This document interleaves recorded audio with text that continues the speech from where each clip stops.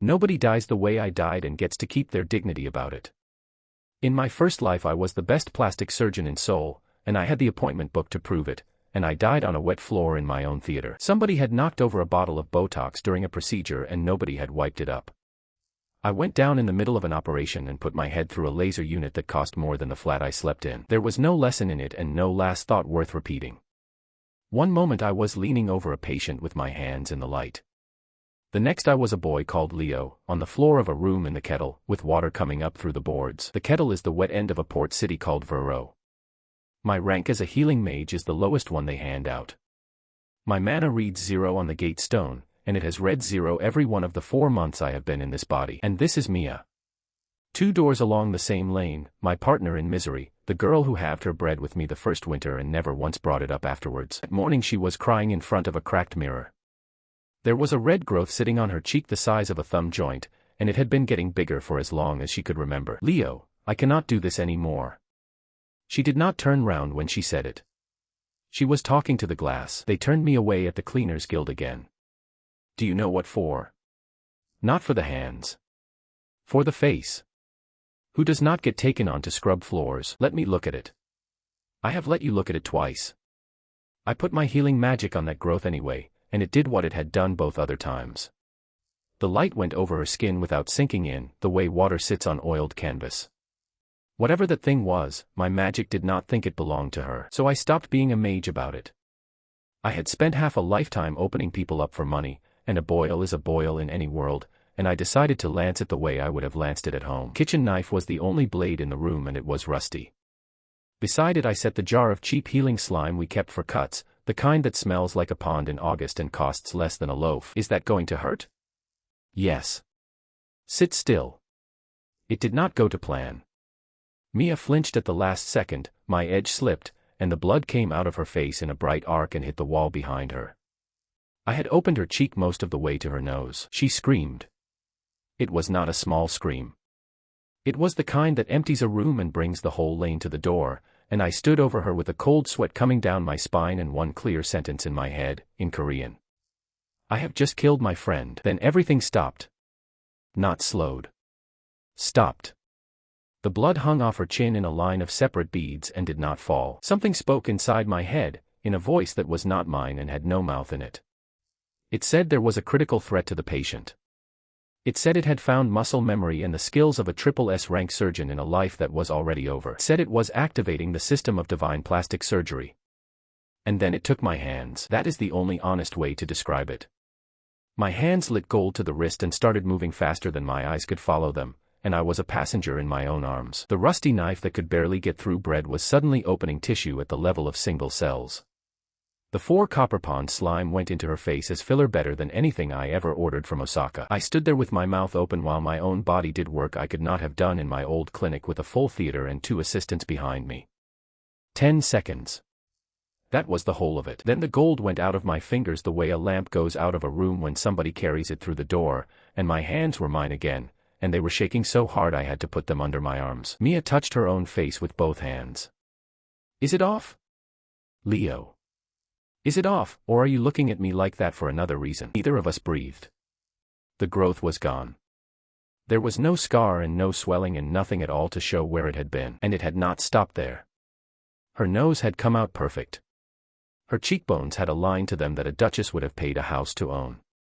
Her skin looked like the inside of a shell. I turned my hands over and looked at my own palms and said the most articulate thing I have ever said in this life. I can do that. The voice came back for a moment to tell me I had earned something it called Creator of Beauty. It gave me 1,000 points of intelligence, which I did not feel arrive and have never noticed since. And it told me my patient had gained 300% to her stats, on account of the perfect aerodynamics of her face. I laughed at that line. Aerodynamics. I thought the world was making a joke at my expense, and I have thought about it every day since, and it was not a joke. It was a plain description of what I had just done to her. Mia was not listening to any voice. She was turning her head in the cracked glass to catch the light on her own cheekbone. Then she went white and pressed her hand flat against her chest. Leo. There is mana boiling in me. Am I imagining that? She was not imagining it. Everybody in the kettle knows what that feels like on somebody else. In Vero, mana is not magic. Mana is work. It is a guild place and a wage and a rank and a door that opens when you walk at it. Without it you carry things until your back goes, and then you carry lighter things. Mia had been born with less than nothing in her. She now had more in her than the woman who ran the laundry 2 streets up. My brain put it together the way it used to put together a bad quarter. I went to the window. Down the lane and up the slope behind it, Vantry Hill was full of rich people with crooked noses and old battle scars and jaws that had been broken and set by drunks. Mia. How many faces do you think there are up that hill that somebody would pay to have changed? She came and stood at the window with me and did not answer, because it was not a question either of us could count. We are opening a clinic. We are going to hold a monopoly on beauty in the city and we are going to take every coin those snobs have. Then I sat down on the chair hard enough to crack the leg, and I put my head in my hands, because the rest of it arrived about a second later. Who am I fooling? I know how to cut people. That is the whole list. You know how to what? I do not know how you get a license here. I do not know what a guild tax is or whose name you say at a door. There are people in this trade who will eat us before the first month is out. And Mia, who 10 minutes earlier had been sobbing at a mirror about the Cleaners Guild, hit me on the shoulder hard enough to hurt. Trifles.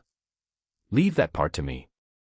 I know traders on the shadow market, real ones, and they owe my family.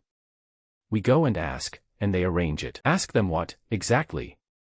Everything. That is what they are for. That is how our road to the greatest business empire in this world began, and I want that sentence kept exactly as I said it, because every single thing that came afterwards came out of it. The neighbors were at the door before the blood on the wall had gone brown. That is the kettle. A few women, then a few more, then the whole lane standing in the wet outside our room, looking at Mia the way you look at a fire in somebody else's house. Curiosity came through them like a barge. She had lived over the rope walk longer than this body of mine had been alive, and she had a mark the size of a thumb on the angle of her jaw that had been eating into her since before her boy could walk. We put a jar of pickled fish on our table and a copper coin next to it, and sat down on the broken chair without being asked. Do mine. I have only ever done the one.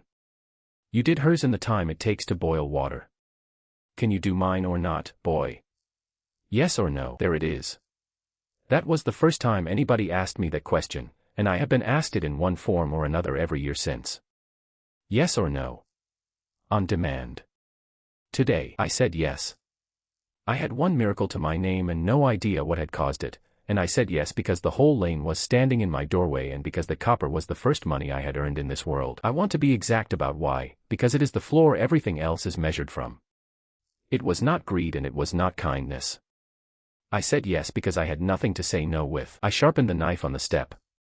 I washed my hands, which nobody in the kettle had ever seen a healer do, and I got a laugh for it. Corey got the same instruction Mia had. Sit still. And I opened the skin over the mark. Nothing happened. No gold, no voice, no stop time. Just a woman bleeding on my chair while I chased the edge of the thing with a blunt blade. That was the morning I found out that a growth like that has a root, and that the root goes down into the muscle, and that it holds on. Is it coming? Nearly. Is it coming or not? Nearly. Sit still. Corey started screaming at about the same place Mia had. Mia held her shoulders down. I kept saying nearly, which was a lie both times I said it, and after a while there was so much blood in the way that I could not see what I was doing at all. Closed it in the end with a fishing needle and a length of gut, and I did it so badly that I am still ashamed of those stitches. Crooked, uneven, and too few. The mark was still in there. I had cut a woman's face open for nothing. The lane did not shout at me. It went quiet, which was worse, and then it emptied. Mia gave Corey back her copper and her fish and half our bread on top, and Corey took it without a word and walked home holding her jaw. We went down to the fish row the next evening, because that was when Harker did business, and because I had about 1 day left of being the men who had done a miracle before the lane settled on calling me the men who ruined Curiosity's jaw. What I had going down those steps was a woman whose face stopped a cart. Mia had been invisible in that quarter her whole life. Now the rope walk boys forgot the rope. A carrier put his crate down in the mud to look at her and then had to pick it out of the mud again. She hated it for about 2 streets. Are they still looking? All of them. Good. Walk slower. She went ahead of me the last stretch and did not look back once, and neither of us had to say out loud what we had just worked out we were selling. The fish row runs from Cheapstone down under the old customs arches. Harker kept his rooms in the cellar below it, where the floor sweats and the whole place smells like a bucket somebody forgot to empty. He had 2 men on the stairs and a lamp that cost more than our roof. Everybody in the kettle knew Harker. He moved things that were not supposed to move. Salt, papers, women's hair, and once, famously, the bellman's own horse. If you needed something arranged and you could not go through a guild, you went down those stairs and you were polite about it. Mia laid the whole thing out for him. A room, a name, a license, and a first customer. She was good at it. She had the numbers she had made up on the walk down and she said them like a woman reading off a wall. He let her get all the way to the end. He did not laugh and he did not wave his men over, and when she stopped there was long enough of nothing that I could hear the water moving under the floor. He turned the lamp so it was on me. Can you do it again tomorrow? At noon, on a person I pick. I opened my mouth and nothing came out of it. Not sometimes. Not when the wind sits right. Tomorrow, noon, my person. Yes or no? I do not know. That is a no. Second question. Who are you? Leo. Off Bell Rope Lane, the low end. Your name is nothing to me. Where is your paper? Who trained you? What house stands behind you when you open somebody's daughter and she does not get up off the table? Nobody stands behind me. Third. He leaned back into the dark where I could not see his face, and I could hear that he was enjoying himself. The money in this town lives up the hill. Does the hill come down to the fish row? No. Will a woman with a coach and a maid take her dress off in a room that floods twice a day? No. So who is your customer, boy? One name. Not a kind of person. A name. I did not have one. I stood in a wet cellar holding a knife I had brought in my belt like an idiot, and I could not produce a single human being who would pay me a copper on purpose. Then he stopped looking at me altogether. Girl. What do they pay a shop girl on the upper row? Mia told him. I will pay you 4 of that. Stand in my window. Where would I give you? Do not tell anybody which lane you are out of, is all. Stand. Men buy differently when there is something beautiful in the room. You would be surprised what a man will agree to while he is trying not to look at something. I have gone over that evening a great many times since. He was not being cruel to us. He was being correct. He had seen in 1 hour what took me the better part of a year to learn, which is that the miracle was never going to be the business. The proof was the business, and I had no proof, and Mia was standing right there being the only proof in the room. And here is the thing I have to put down plainly, because everything after it is measured off it. I had nothing to say to him, not nothing to say about the offer. Nothing to decide with. A man was buying my friend in front of me and I could not put one thing on the table against it. Not a day, not a price, not a second person I had ever helped in my life. A man who cannot promise Thursday has no standing to refuse Monday.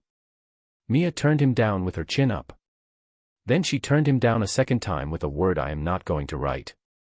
Harker shrugged and reached for his ledger, and I did the stupidest thing I have done in either of my lives. I will show you now. He did not even look up from the book. Show me what? There was a woman on the stairs who had come in to sell him river eels, waiting with her basket on her hip because the men would not let her past. Her name was Alda. She had a mark on the inside of her wrist about the size of a walnut, and the skin around it had gone gray and shiny, and she had been carrying that basket on the other arm since she was a girl because the hand had stopped closing. Do you want it gone? She looked at Harker first, which told me who she thought was in charge. What does it cost? Tonight it costs nothing. Then Harker did the one thing that made the whole disaster possible. He moved his lamp to the end of the bench so the light fell on the barrel. It was a kindness. It was also a way of making sure every man in that cellar could see. I cut. My hands were steady, and nobody believes me when I say so, but they were. I had done a career of exactly this in a bright room in Gangnan with the instruments laid out on green cloth and a nurse counting them back to me at the end. There was no gold. No voice, no stop time. There was a gray cord running down out of that mark into the muscle of her forearm, and when I took hold of it and pulled, Alda screamed and her basket went over. The eels went everywhere across that filthy floor. One of Harker's men laughed and then stopped laughing. Put it down, boy. I have nearly got it. I want to be accurate about what came next, because I have had this told back to me with myself running out of that cellar, and I did not run. I stayed, and I made it worse. I chased that route a long way with a knife and a fish hook. I opened her wrist from the heel of the hand halfway up the forearm. At the end of it the mark was still sitting in her arm and I had cut through a tendon I could see and could not put back. Harker's men picked us up off the floor and put us out in the lane. Both of us. Mia went first, because Mia was the one who bit somebody. They threw the knife out after me. It landed in the gutter and I picked it out of the gutter and wiped it on my coat, and that is the whole account of my first attempt at commerce in this world. Alda kept the arm. It never closed properly again. She would not have me near her afterwards, and she was right not to. Mia paid her all that spring in bread and coal and 1 boat fare, out of money we did not have, and never told me she was doing it. I found the tally later. Kettle had the story before we got home. In a quarter like that a story travels on the same water as everything else. By the next morning it was that I had cut 2 women, ruined both, and lied to a cellar full of people about being a healer at all. Corey's stitches were the exhibit. She showed that jaw to anybody who asked, and she was not being spiteful about it either. She had a crooked seam on her face and no reason on earth to protect me. So I sat on the step again with the knife across my knees, and Mia came out again, and this time she did not sit down beside me. She stood over me to ask it. Do you believe you did it? Or do you think you dreamed it? Look at my face and answer. I believe it. And why are you sitting on a step? Because I do not know how to make it happen twice. I only cut, Mia. Everything else in this is past me. Then stop trying to be everything else. She was gone before light the next morning. She came back at noon with mud to the knee and a piece of stiff paper in a leather sleeve, and laid it on the table like a woman putting down a winning tile. A practice permit. Vero City, the Low Crafts, healing by hand. Sealed with a green disc of wax, which is the seal of the keepers of the lamp, the office that stamps everything in that town which touches a body. How much? Your mother's ring. It was the only gold thing her family had ever owned, and she had been keeping it for a wedding, and she had decided a wedding was cheaper than a license. You want it back? Because I cannot get it back. The name on the paper was not mine. Ulver Ash, hand healer, of the kettle, and underneath that, assigns and heirs. Who is Ulver Ash? Dead. Since the spring, with no family. A permit like that transfers, and there is a fellow in the keeper's yard who handles transfers, and I paid him, and he handled it. Mia. Is it legal? I have gone back to the pause that came next more times than I can stand to count. She looked at me a beat too long. It is real paper with a real seal, and a real man in the yard put it in my hand. Every word of that was true. Not one word of it answered what I asked. I did not push, because I wanted the paper more than I wanted the answer, and because I wanted to be allowed. I had been the #1 plastic surgeon in Seoul, and I had spent 4 months in this world as a boy with a bucket. So I put the sleeve on the shelf above the door where a license goes, and I did not take it down and read it again for a year. That is on me. She lied to me for a year and I helped her by not looking, and if you are going to hate one of us for it, start with me. We were legal now, or I thought we were. We had a permit, a rusty knife, a jar of pond slime, and a quarter that would not sit down in front of either of us. I still had Harker's first question sitting in my chest where I could not get at it. Tomorrow, noon, my person. Yes or no? Until I could answer that one out loud, I did not have a trade. I had an accident that had happened to me once, and no way of asking it to happen again. Mia's face had happened in the time it takes to boil a small pot, and I had not done it. Something else had done it through my hands, and it had not come back for Corey, and it had not come back for Alda. I sat up that night with the lamp and the cracked mirror and made the first list I had made since I died. Everything I could remember about the gold. What I had been holding. Where I was standing. What I felt. One line on that list was different from the 2 failures, and it was not a nice line, and I did not want it to be the answer. The one time it worked, somebody was about to die on my table, and I was the one who had put her there. I spent the last of the bread trying to prove that line wrong. I want that on the record. I did not go looking for a way to put people in danger. I went looking for any other door and I knocked on all of them and none of them opened. Half a loaf from Prine's bought an hour in my chair. In the kettle at the end of winter you can buy a surprising amount of dignity for half a loaf, and by the 3rd day I had a queue of volunteers who thought I was harmless and probably simple. I tried cold. I put a woman's feet in harbor water until she was shaking. Tell me when it stops being funny. It stopped being funny at the door, love. Nothing came. I tried pain after that, in very small amounts, with permission, and all I earned from it was a reputation as a man who pinches. Then I tried fear, and fear is where I stopped being a man running experiments and became a man doing something to somebody. His name was Gant. A rope hand in his 40s with a shoulder that had stiffened in the cold years back, and a daughter married across the water at the cold arch that he had not been able to carry anything to since the autumn. Is it true you are working for nothing this week? For a few days. Sit down. Can you do a shoulder? It does not go above here any more. Let me look at it. That was all he wanted and I did not have it to give him, and I said let me look at it, which was true, and I did not say the rest, and the rest is what I would like back. Mia argued with me on the step that morning. We are going to frighten a man in his own quarter for half a loaf. I need evidence. I have never used that word since without hearing how she said it back to me. I put Gant on the chair and laid the flat of the knife against the shoulder. Mia came through the door behind him with a bucket and a scream, and Gant went straight up out of the chair. He put his elbow through the slime jar and it went into the wall. Then he stood in the middle of my room with his fists up and his bad arm shaking, looking at the door for whatever was coming through it. Nothing was coming through it. There was a girl with an empty bucket and a healer with a knife, and my hands stayed my hands, and the gold was never going to come, because there had never been one thing wrong with Gant that a miracle could see. He worked it out faster than I would have. He looked at the bucket, then at me. Were you going to cut me? No. Then what were you going to do? I did not have a sentence ready, and the silence went on long enough that he built one for me. I came up your stairs because I thought somebody was finally going to look at my arm. And I got frightened in my own quarter for a boy's experiment. What is that worth? Half a loaf. I am sorry. What happens on the day you find something that works? Who gets frightened then? Took the bread at the door, and he was not unkind about it. I would have taken it either way. That is what a shoulder like mine is worth down here at the end of winter. Then he went down the lane and told it. Not out of spite. He told it as a funny story and it was a funny story, and by the next morning Prine would not put another loaf on my account and my volunteers had gone back to work. So I did the only thing left in the room. I sat Mia down in that same chair and staged the whole morning over again. Same knife. Same jar of pond slime. Same corner, same hour, same words. Sit still. She sat still for me. Nothing came. After a while she took the knife out of my hand and put it back on the shelf, and neither of us said anything about it for the rest of the day. At the end of that week I had a second line on the list and it was worse than the first. That voice did not care what I wanted.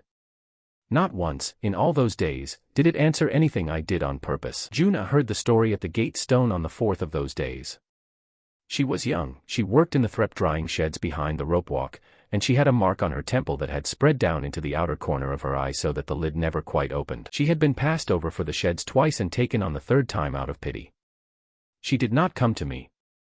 I have to keep saying that out loud, because people tell this back to me wrong. She listened to the story at the stone, and she went home, and she sat in the yard behind the drying sheds with her mother's razor and did it herself. They brought her in on a plank at dusk, down Bell Rope Lane with 2 women holding her head and the whole yard walking behind. She had opened the temporal artery. A temple bleeds like nothing else on a person. She was gray by the time she was on my table and her lips had gone the color of the wall. Is she going? Get out of the doorway. You are in my light. Leo, is she going? I got my thumb into the wound and found the vessel and pinched it shut and knew that was all I had. One thumb on one artery and no next move. That was the entire size of my ability in that world at that moment. And the room stopped. The voice said there was a critical threat to the patient. It said the same things in the same flat way, like a man reading a delivery note off a cart, and my hands lit gold and lifted off her. This time I watched. That is the only thing I did right in my first month in that world and I have made a living off it ever since. The first time it happened I stood there with my mouth open like a tourist. This time I kept my eyes on my own fingers and made myself see. Gold goes fast. But I had spent a lifetime watching hands, and mine were doing 3 things I had never seen a surgeon do. They did not cut the mark out. They went in under it, found the edge of something buried much deeper than the growth, and lifted the whole business out in one piece, the way you draw a splinter that has been in a heel for a year and comes out with the grain still on it. They laid that lump on the cloth without looking at it. Then they closed her, and the closing made me feel like a boy, because it was done in a handful of movements and I could not have named a single one of them. Then the gold went out and I was holding a needle I had not threaded. Juna woke an hour later. The mark was gone and the eye opened. She put her hand flat on the wall, because there was no stone in our room, and there was manna coming off her like heat off a brick. What am I supposed to do with all of this? Whatever you like.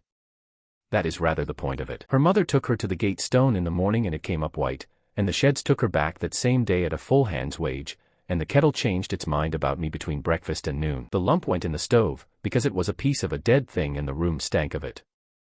Mia threw it in and shut the door and we both forgot about it for a while. I have to tell you that something in that stove cracked later that evening, like a nut going off in a fire, and both of us jumped, and neither of us opened the door to look. That night I wrote the rule down properly, because I finally had two of a thing instead of one. It comes when the patient is truly about to die under my hands, and not before, and it does not come for anything else. Mia read it over my shoulder and went quiet. She was the first of us to put it into words, and she put it the way she put everything, straight through the middle. So to give a woman her whole life back, you have to nearly take it off her first. That is what it says, and we are going to have to be very careful how we say that out loud. Who else knows? Nobody. Yet, I swore I would never do it on purpose. I said the words in that room and I meant them, and I lasted until the spring fair. The rest of the rule arrived a fortnight later and it cost Juna her forearm. She was pulling a rack in the drying sheds when the whole thing came down with the coals under it, and she went down with her arm in them. They carried her to me for the second time in a month with the meat of her arm cooked to the bone. She was dying. There is no argument to be had about that. She was dying in front of me the same way she had been dying the first time. I had my hands in her and I waited for the gold, and the gold did not come. I waited too long. Those seconds belonged to her and I spent them standing still like a man waiting for a bus. Then I worked. I cut away what was dead with a butcher's knife, because a butcher's knife was what was in the room, and I opened the arm along the outside to let it drain and I sewed what would hold. It took 3 hours and it was the ugliest work of my 2 lives. She kept the arm. She lost the use of 2 fingers and she has a scar from elbow to wrist that looks like a river seen from a hill, and she was the luckiest patient I had that year. But the voice never came for her again. Not once, in everything that followed.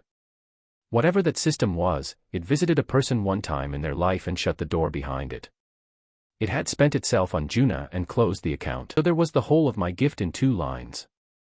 It comes only at the edge of death, and it comes to any one person exactly once. Which meant that everything else, every stitch and every cut and every woman who walked through my door after a turn had been used, was going to have to be done by me. By these hands. The ones that had just needed 3 hours to close one burned arm. A man came to the door 2 days after that.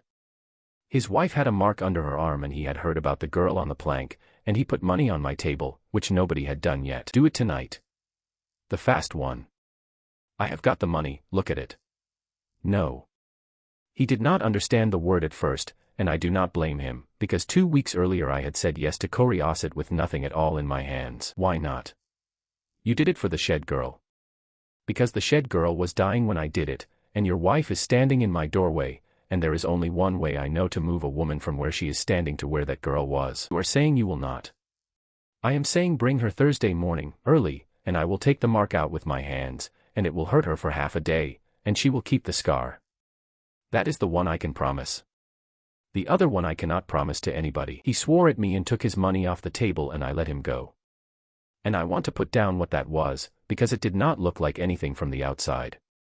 It was the first no I had ever been able to pay for. 2 weeks earlier I had nothing to set against a man in a doorway. Now I had a rule, and a day of the week, and a thing I could do on purpose. It is not much to build a trade on. It was the whole difference between a man who is asked and a man who answers. The first person to hold me to that Thursday came to the door herself, 2 days later. Her name was Dessa. She gutted fish on the middle row and she had a mark under her collarbone the size of a hen's egg. I do not want the 10 seconds.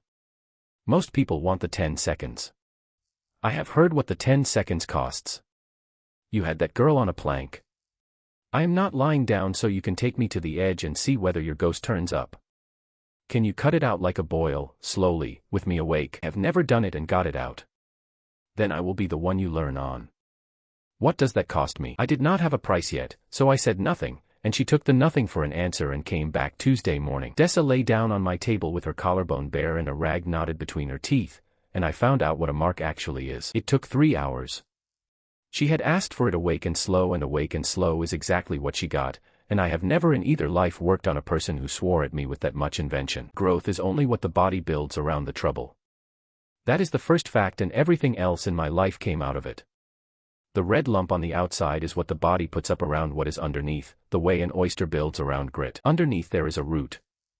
Gray, tough, no thicker than a bootlace, and it goes down.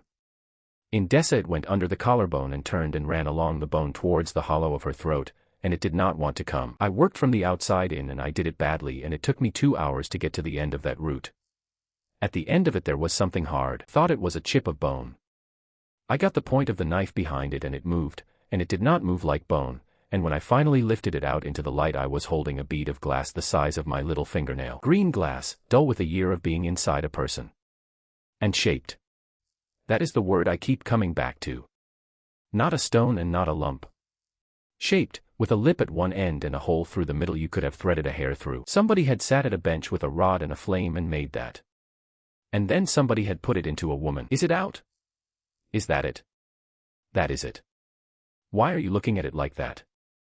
I said something about the light being bad, and I put the bead in my pocket, and I closed Dessa up with the best stitches I had in me at that point, which were still not good. Then, because I was a fool with a small idea and not yet a man with a large one, I asked her to go and put her hand on the gate stone. It came up white.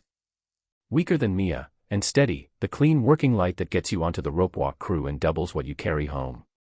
Dessa stood there with her hand on that stone and cried in front of the whole gate, and old Pruitt had to go and get her a stool. That was the second fact, and it was worth more money than the first. The gold is not what gives a woman her manna back. Taking the thing out is what gives it back. My own 2 hands, 3 hours, 1 rag between the teeth. The 10 seconds do something else entirely.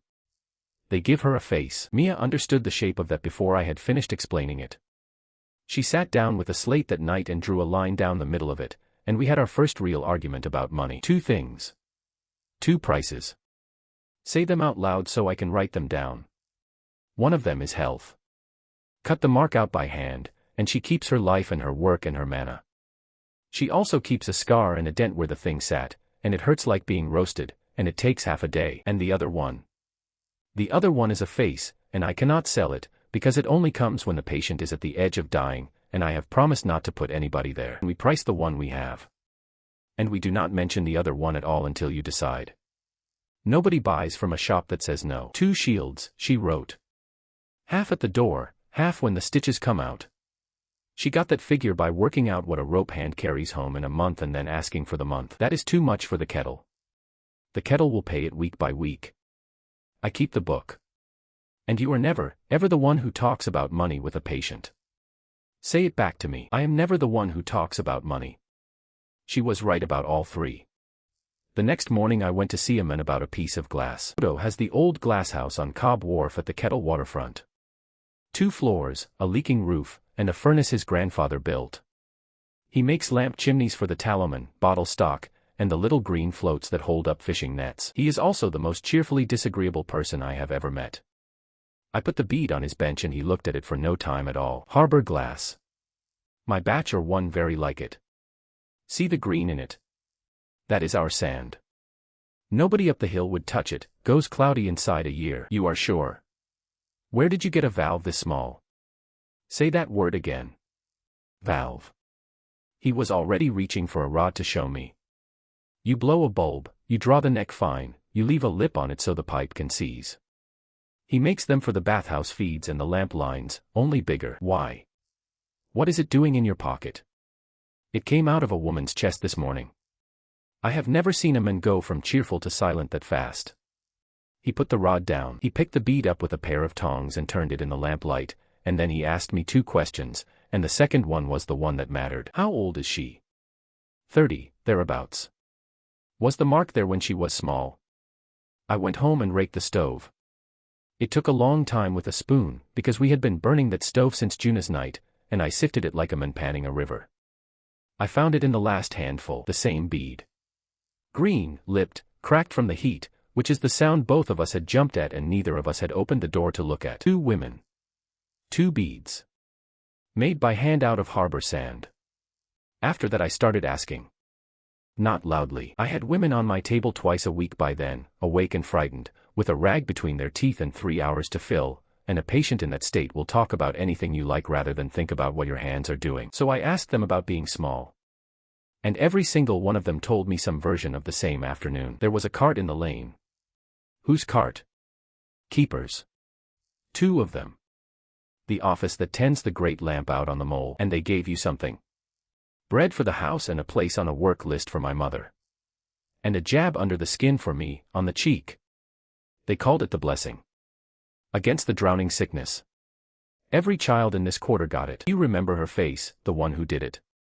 I remember the loaf. It was still warm. I was 4. I sat on the step that night with 2 beads in my palm and did the arithmetic anybody could have done, and it came out the same every way I ran it. The mark that had cost Mia her whole life was not bad blood or a sin or the sea air. It was a fitting. Somebody had been fitting the children of the kettle with valves for years, and the marks were only the mess the body made around them. Every woman I cured was a woman I was unplugging from something. I did not know what was on the other end of the pipe. Not knowing is the whole of my defense for that week, and I have wondered ever since whether I would have gone on if I had known it then instead of 6 months later. I would have gone on. But here is what changed in my hands that Tuesday, and it is the thing I would put on the wall if I taught only one lesson. Before Dessa I had one product and it required a woman to nearly die. Nobody builds a trade on that. It is a hostage situation with a price list. After Dessa I had a thing I could do to anybody, on a day I named, for a number Mia wrote on a slate, that gave a woman back her wage and her work and her place at the gate stone. It took 3 hours and it hurt and it left a scar and nobody in that quarter cared. Which meant that when the next man came up my stairs with money in his fist and his wife behind him and asked for the fast one, I did not have to weigh it. I did not have to think about the bread. We do not sell that. Everybody says you did it for the shed girl. The shed girl was dying. Your wife is standing up. I have one thing to sell and it is 2 shields and it takes half a day, and if you want it, she can have Thursday. And she keeps the mark off her arm forever. Forever. He took Thursday.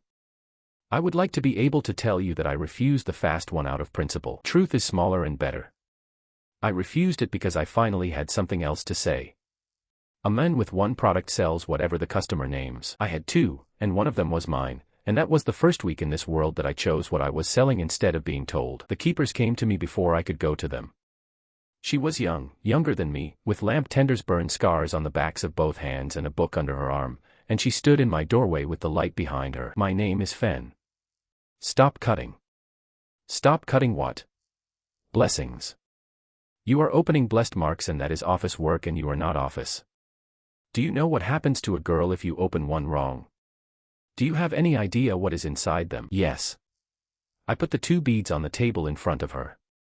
Green-lipped, one of them cracked from the stove. That is the moment the whole thing between us started and I read it wrong at the time.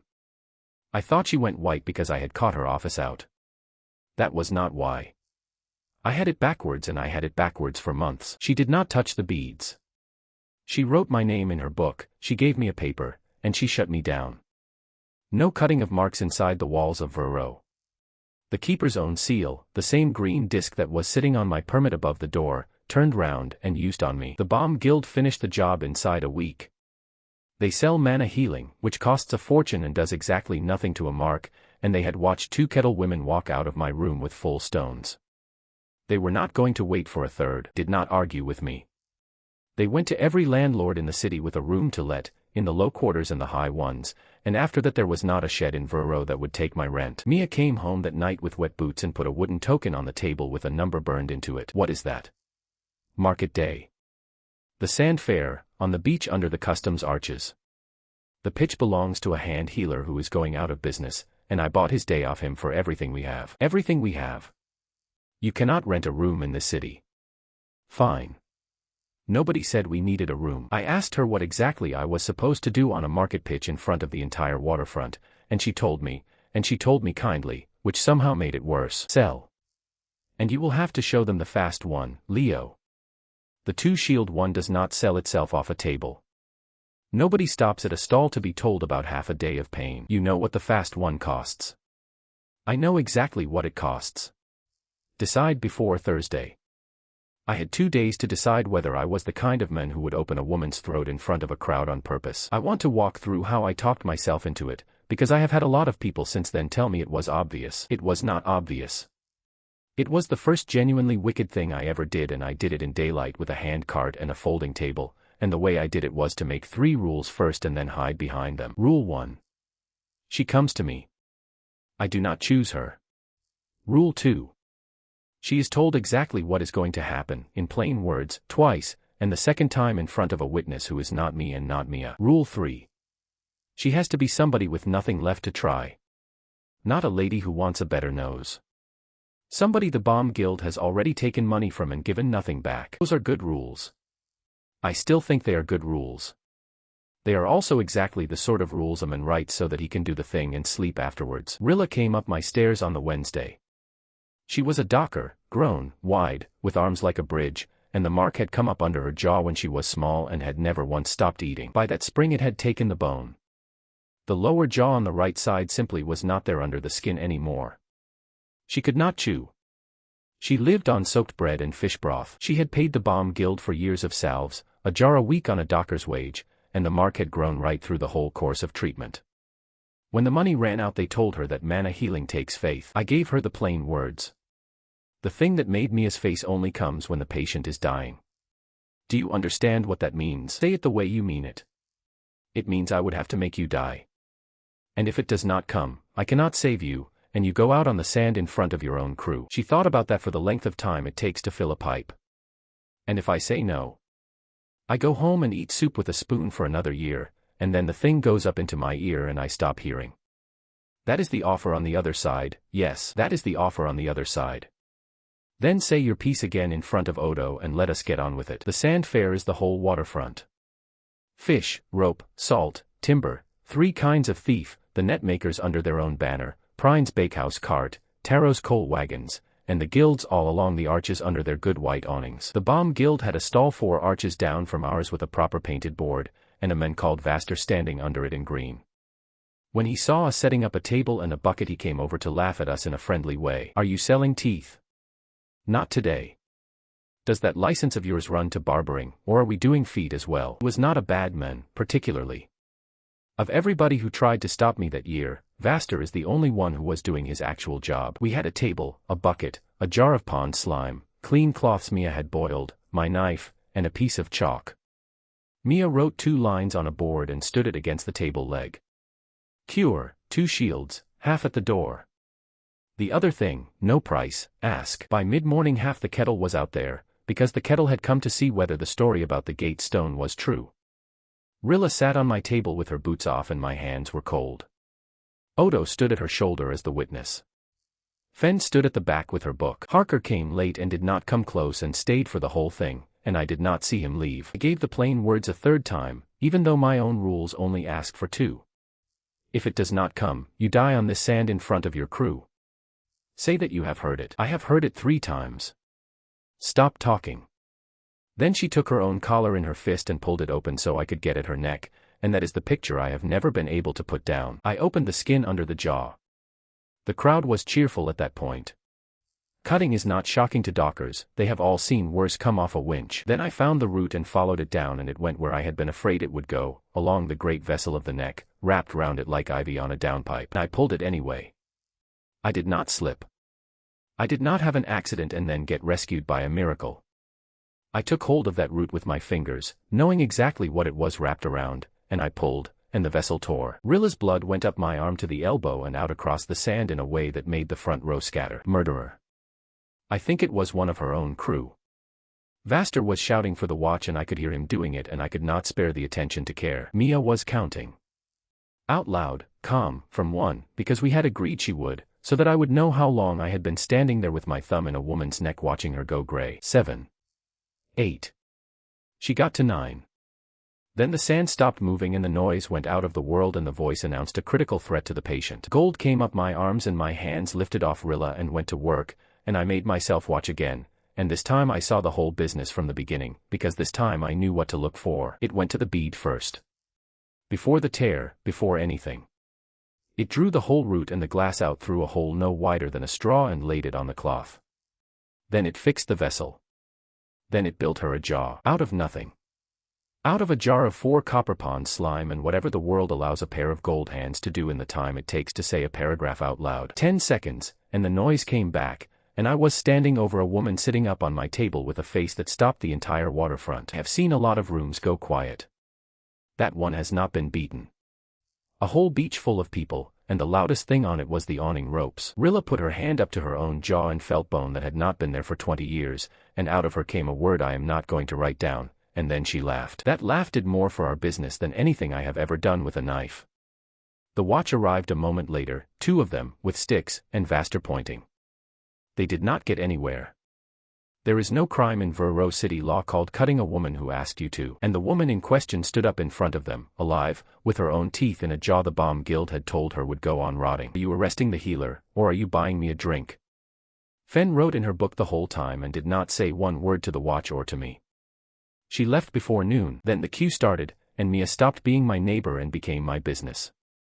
She would not take a single order for the fast one.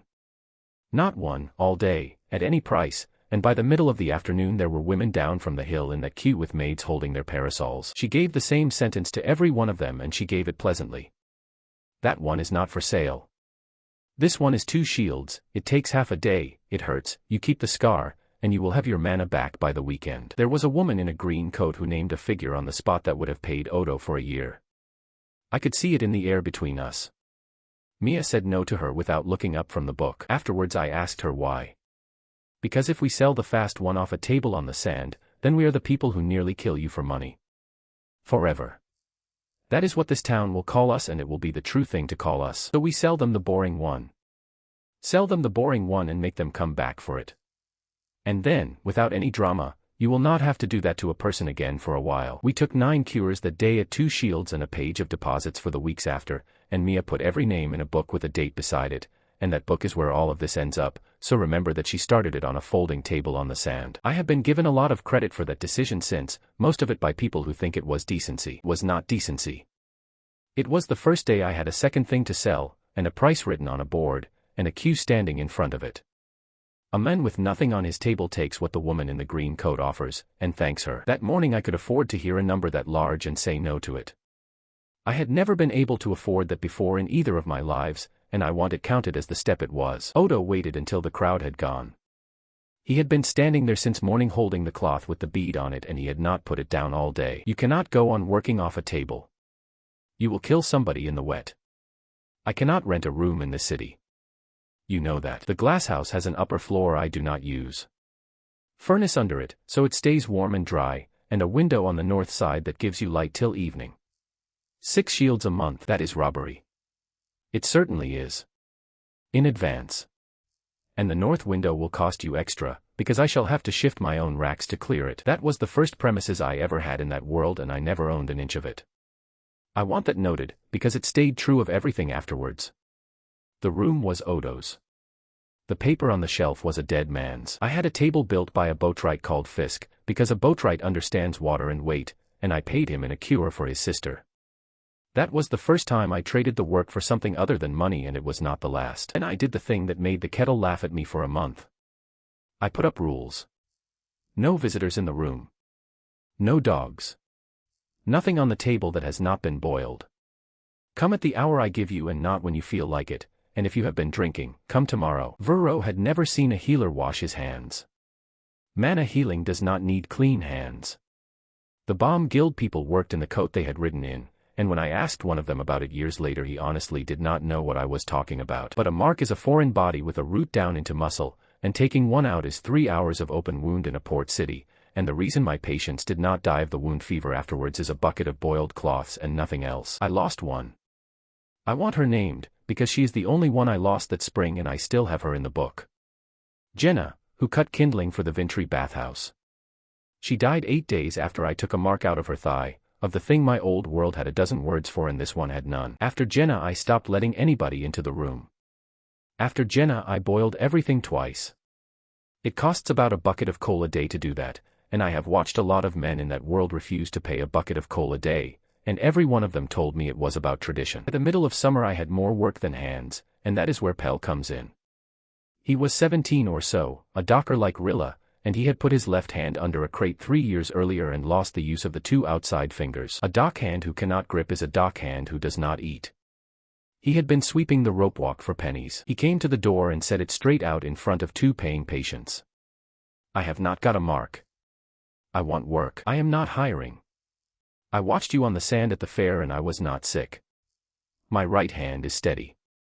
I will sweep for nothing if you let me stand at the table. Why would I let you stand at the table?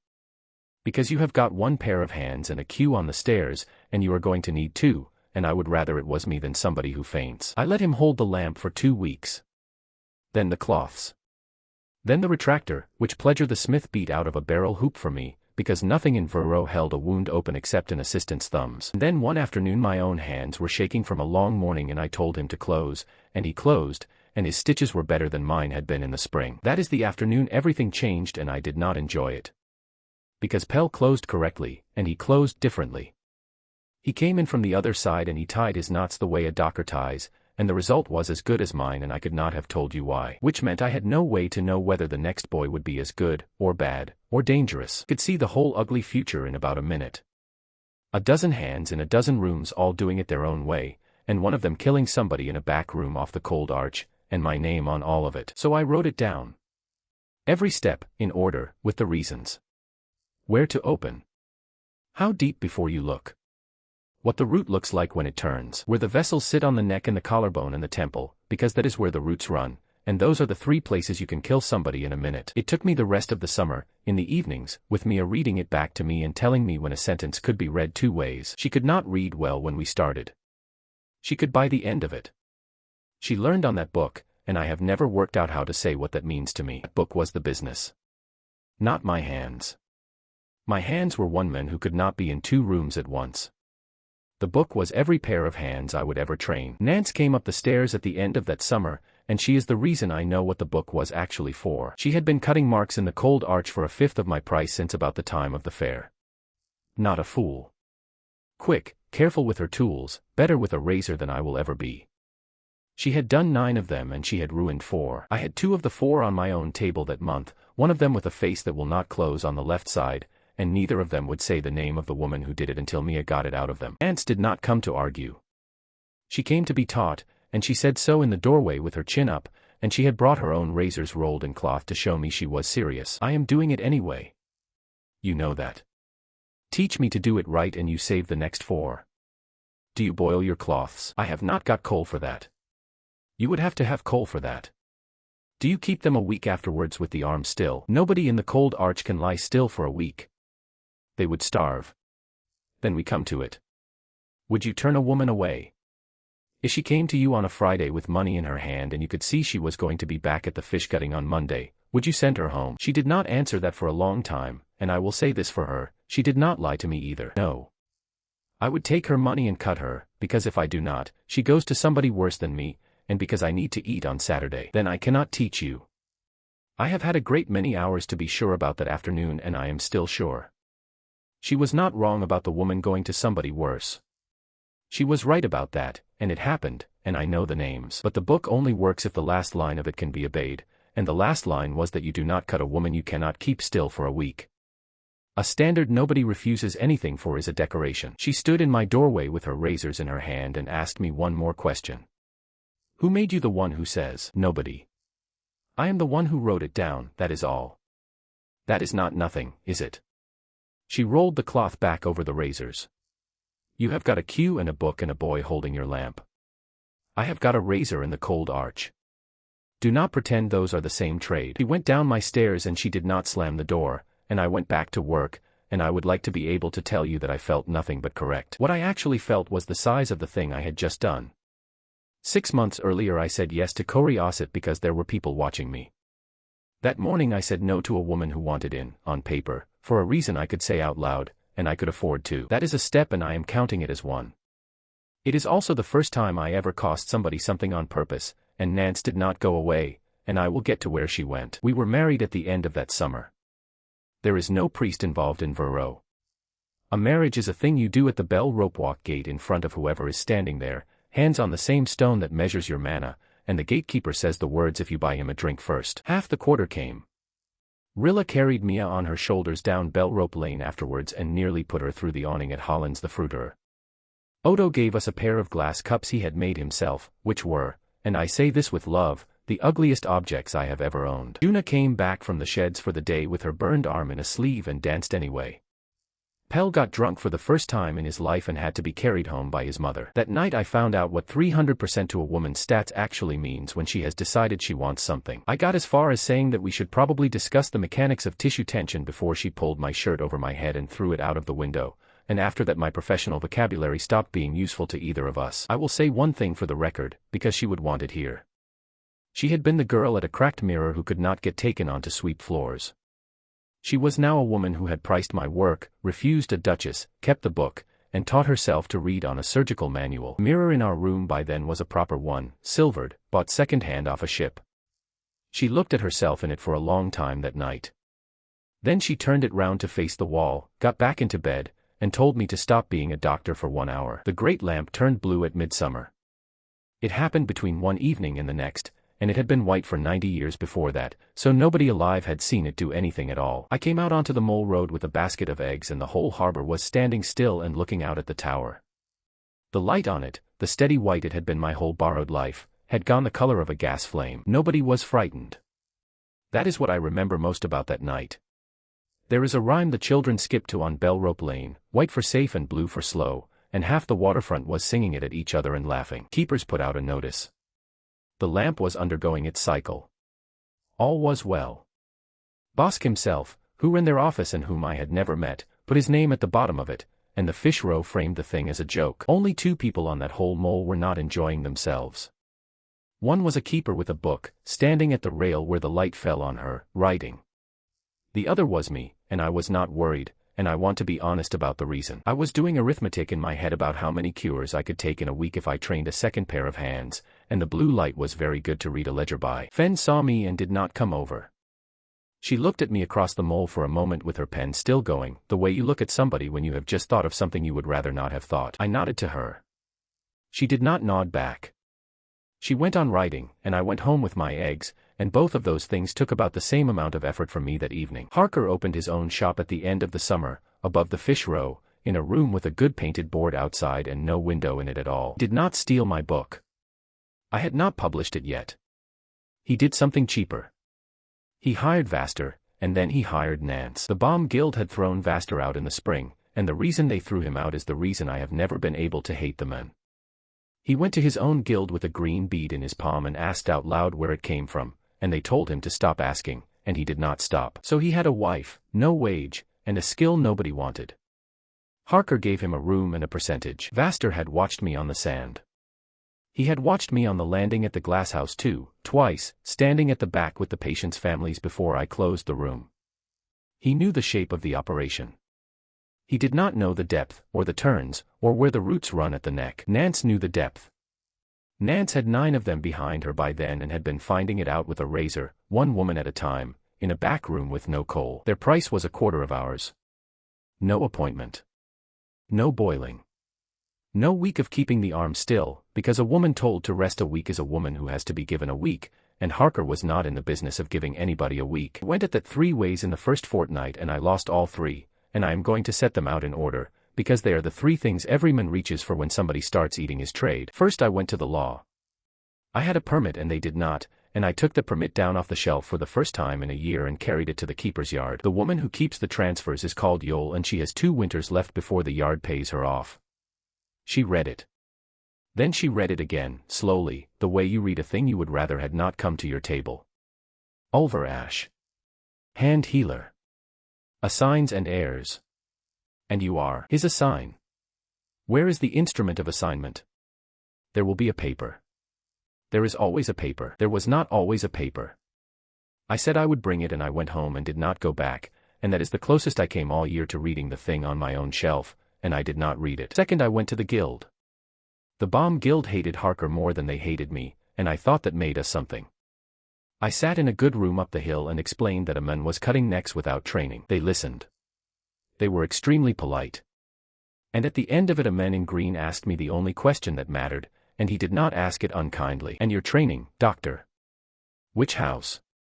I do not have a house. Then what you are describing is 2 unlicensed men competing, and one of them has better prices. Why is that our business? Third I went at the price, which is the stupidest of the 3 and the one I regret. I told Mia to bring the cure down to 1 shield. She would not do it. She sat down opposite me with the book between us and made me do the arithmetic out loud. 1 shield, what do we clear on a cure? About nothing. At 1 shield, can you pay Odo? No. Can you pay Pell? No. Then you have not cut your price. You have offered to work until we are shut. Harker can go to a quarter, because he is not paying for coal and he is not paying for a week of anybody's rest. You cannot win a race to the bottom against a man who is not carrying anything. She was right, and I did it anyway for the better part of a fortnight, and then she stopped me by putting the box on the table and showing me what was in it. So here is what the loss actually looked like, counted out, because nobody ever counts it, and it is the only honest way to describe that autumn. The queue on the stairs went from 20-odd names to 6. Then to 4. The deposit page, which had been running 2 weeks ahead since the fair, emptied out in a fortnight, and I watched it empty a line at a time. I paid Odo late in September and he took it without a word, which was worse than if he had shouted. Pell went back to sweeping the rope walk 3 mornings a week and told me it was because he liked the exercise. And the Hill stopped coming, because the Hill had never been buying surgery. The Hill had been buying the only men who could do it, and there were 3 of us now. It was the moat. That is what a moat is. Not a secret and not a skill. It is the gap between what you can do and what anybody else in town can do, and mine closed in about 6 weeks, and I did not close it. It was taken off me while I was defending it. Then the bodies started. Sarah Innes, off Cinder Row, who bled out on a Tuesday because somebody went at a temple with a razor and did not know that the vessel runs shallow there in a woman of that age. Hessie Pell, no relation to my Pell, who took the fever the week after and died in her sister's room, because nobody had boiled anything and nobody had told her to keep still. And a girl whose name I will not put down, because her mother is alive and asked me not to, who went to the Cold Arch on a Friday because it was a quarter of the price and because she had heard the kettle surgeon had gone expensive. 3 in 5 weeks, and every one of them was a case I would have taken and closed. I want to be very careful here, because this is where people hand me a halo I did not earn. I did not publish the book to save those women. I published it because I had run out of things to protect. Mia is the one who said it, and she said it in the flat voice she kept for prices, sitting on the floor of the clinic with the deposit book open on her knees. The moat is gone. Say it out loud so we can stop paying for it. The moat is gone. Then what is left that they have not got? Did not answer, and she answered for me. That your cuts do not kill anybody. That is the whole of what is left. And nobody can see it from the street, because a woman who does not die of a wound fever in 9 days is a woman who simply went home. So we tell them how. We tell everybody how, and then dying of it becomes a thing that only happens at the cheap end, and then people can point at the difference instead of arguing about the price. I published the standard 3 days later. Every step, in order, with the reasons, copied out by Pell and by Mia and by a scribe off the customs arch who charged us by the sheet. Sent one to the Bomb Guild, one to the Keeper's Yard, one to every hand I knew of on the Cold Arch, and I sent one to Nance, wrapped in oilcloth, with nothing written on it but her name. She sent back 4 words on the back of a bill of lading. I will boil them. She did, up to a point.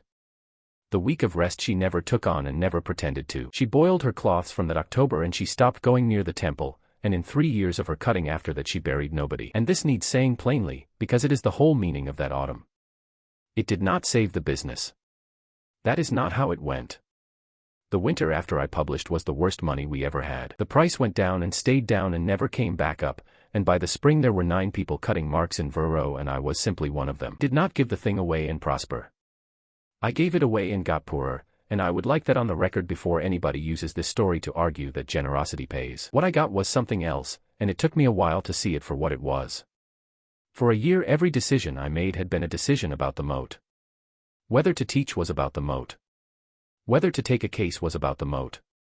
Whether to tell Fen what was in the bead was about the moat. When it went, all of that went with it, and for the first time since Coriaset sat down in my chair I could look at a thing and only ask whether it was good work. That is what I bought with that autumn, and by any ledger I could draw it was a poor exchange. What I got was a clear question. It is worth more than it sounds and it cost me everything I had put by. The other thing that happened that autumn happened on the fish stair, and neither I nor anybody else in Verro understood it for 4 months. A carrier called Marsh Kelter went down the fish stair after dark to see to a boat and did not come up. They found the boat, they found his lamp still burning on the 3rd step, and they did not find Marsh. The keepers wrote it as a drowning. It went into the book as a drowning. There had been drownings enough that year and nobody in a port city looks twice at the 12th. Then came to my clinic 3 days later. Not to shut me down. She stood in the doorway with rain on her shoulders and did not come in. Have you been out to the mole this week? No. Why? Go and look at it tonight. Fen. What color is it? Green, she said, and she went back down the stairs, and I stood at the north window for a long time and did not go and look, because there were 4 names on the board for the morning and the coal wanted paying. Then came back on the Thursday and she did not stand in the doorway. She came in, sat down on the patient's bench with her book on her knees, and asked me a question in a perfectly ordinary voice, the way you would ask a man how his roof was holding. How many? How many what? Since the spring. How many marks have you taken out of people in this city, you and yours together? Do you have a number? I have not. Mia keeps the book. Then ask her. Ask her tonight. Then she looked past me at the north window, out towards the mole, and she said nothing else and she left. Mia had the number by the time I got downstairs, because Mia always had the number. She had gone straight to the book while I was still on the stair. 411 marks out of people in Verro since the spring. Mine, Pell's, the 2 midwives, the butcher, the bomb hands who came anyway, and the copies of the copies down the cold arch as far as her book could follow them. 411. Is that good? I remember being proud of it for one whole breath.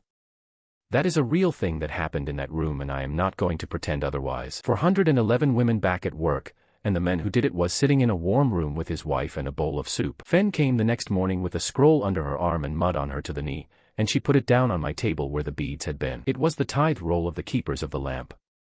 It is a long roll. It goes back further than the paper it is written on, because they copy it forward every generation. Top of it is in the hand of a keeper called Awesome Bright, whom nobody in the office could read any more. His name is on the tower as well. The mole light has been the awesome since before anybody's grandmother. Every marked child in the city is on it. Name, mother, lane, the year of the fitting. And down the right side, in a column ruled with a different ink, is the draw. What is the draw? That is the word for what the tower takes. Counted by the office, every year, out of that lane. Put your finger on any name and follow it across. Then she turned the roll over to the last sheets, and I saw the crossings out. Fresh ink. One line through a name, going back to the spring, in her own hand. Mia's book and that roll were the same book written twice. Every woman we had unplugged, Fen had struck off, because the draw against her lane had fallen and Fen was the one who did the counting. You have been crossing out my work all summer. All summer. That is what she had been doing out on the mole with her pen while the harbor sang the counting rhyme at the blue light. Odo came up when he heard us shouting, and it was Odo who explained the plumbing, because he is the man who repairs the lamp's glass and he has been going out to that tower with a bag of tools since his father took him. There is a brass plate inside the head of the awesome. A great many small pipes come into it, and the office called it the bright plate, after the same man, which nobody outside that yard had ever heard. He had cleaned the plate twice a year his whole working life. What is on the end of the pipes, Odo? Fittings. Little ones. How little? He held up his thumb and finger with a gap between them about the size of a green bead, and then he saw what he was doing and put his hand down. 40 years. And you never asked.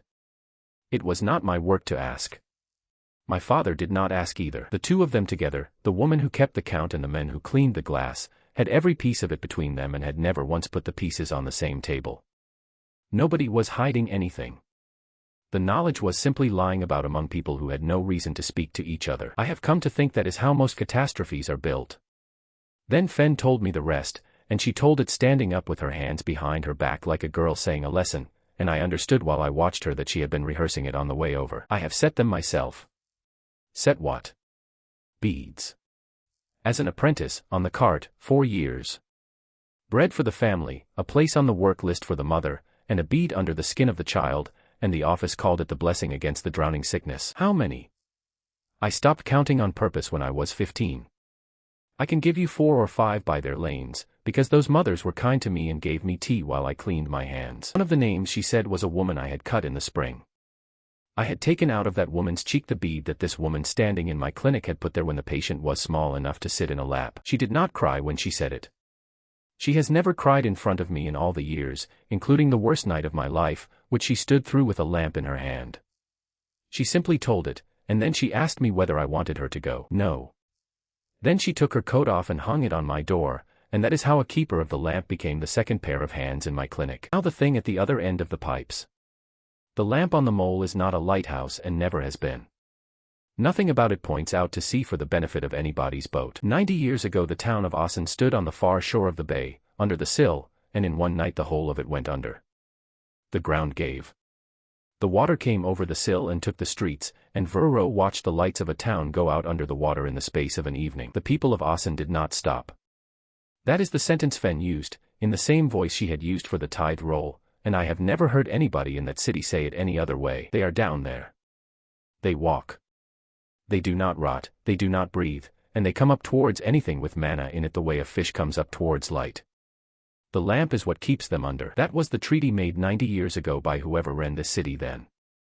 A light on the mole, fed by taps, fitted into the poorest children in the poorest lane, for the price of bread, forever. How many does it take to hold a light like that? Enough to hold. You cannot run a tower on the word enough. That is the whole answer the office has. They do not know why the number is what it is.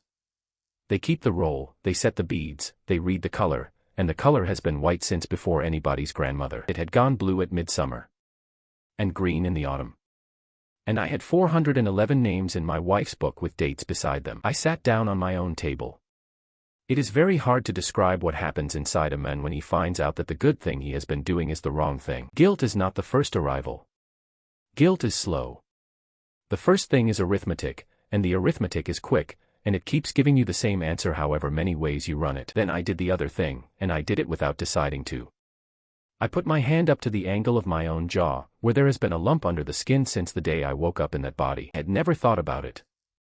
It came with the body. It was a bad tooth, or a knot from a childhood fever, and the boy whose life I inherited had lived with it since he was small. I put my fingers on it and rolled it under the skin and felt the shape, and the shape had a lip on one end. That is where my 0 came from. Not bad blood. Not a punishment from a world that had made a joke out of my death. Somebody came down my lane with a cart when I was too small to remember it and fitted me with a tap, and I have spent every day of this life being the useless one on account of it. Fen looked at it for a long time and would not put a knife anywhere near it. Can you take it out? It sits under the vessel, not over it. And the root has been in there longer than any I have seen. Say the rest. Taking it out would kill you. So that was that. The #1 plastic surgeon in Seoul, unable to be his own patient, in a room containing the only tools in the world that could have fixed him. I laughed, actually. Mia did not. She took my hand down off my jaw and held onto it, and then she asked me the only question in the room. What are we going to do about the roll? Here is where I made the choice this whole account is about, and I am going to lay it out exactly as it stood on my table that night, because both halves of it were true and neither of them ever stopped being true. If I said it out loud, in the fish row, at the gate, to the keepers, to anybody who would listen, then the lamp is dying because of the cures. Which makes every woman I unplugged a thief of the city's light. Chan's Bosk's office, that same day, the right to go down every lane with a cart and put the beads back into women who had just got their lives, and to do it with the watch behind them and the whole city cheering them on. And if I said nothing, the lamp went on going down its colors while the only men who understood the connection sat in a warm room and cut and got rich. I knew both of those things on the same evening. What I said out loud, in my own kitchen, to my wife and to a woman who had just confessed to fitting children with valves, was this: only cut. I am not the man who decides what a city does about its lamp. Fen did not argue with me. She picked the roll up off my table and rolled it and put the string round it, and she did not look at me while she did it, and I have thought about the way she did not look at me for a great many years since. The summons from the palace came that same evening, brought down the lane by a man in a good coat who would not come up the stairs because of the smell of the glass house. The Palace of Verro is a salt merchant's house on Vantry Hill that got out of hand.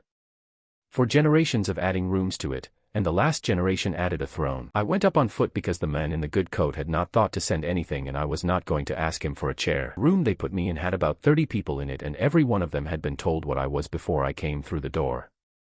I could hear it settle as I crossed the floor. The kettle surgeon. The one off the sand. Chancellor Wu ran the household and the treasury and, as far as I could ever tell, the Empress's calendar.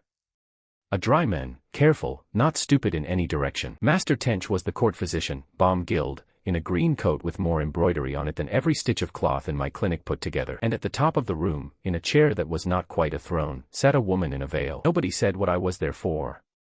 They talked around it for a quarter of an hour, about the fair and about the guilds and about a shipment of salt, and I stood there and let them, and then we got to it sideways. You performed a procedure on the sand in the spring. I did. In front of a crowd, on a docker, without a house standing behind you. Yes. Describe it. Not the result. The procedure. So I described it. And I came to the thing nobody in that room had heard yet, and I said it plainly, because there was no version of the next hour that survived my being clever about it. It only comes when the patient is dying. Not at the edge of it. Over. Dying, under my hands, from something I have done to her. The room made a sound. You are asking us to let you kill her. I am not asking for anything, Chancellor. I was sent for. You asked me to describe it and I have described it. And if it does not come, then she does not get up. Tench stepped forward at that, and I will give him this, he did it properly. He had a case and he made it. There's a bomb course for a mark of that kind. 9 months, and it costs a great deal. It answers perhaps half the time. Nobody dies of it. Does it take the mark out? It reduces it. Has it ever, in 9 months or in 9 years, taken one out of anybody? He did not answer me, and we noticed that he did not, and I saw the Chancellor file it away somewhere.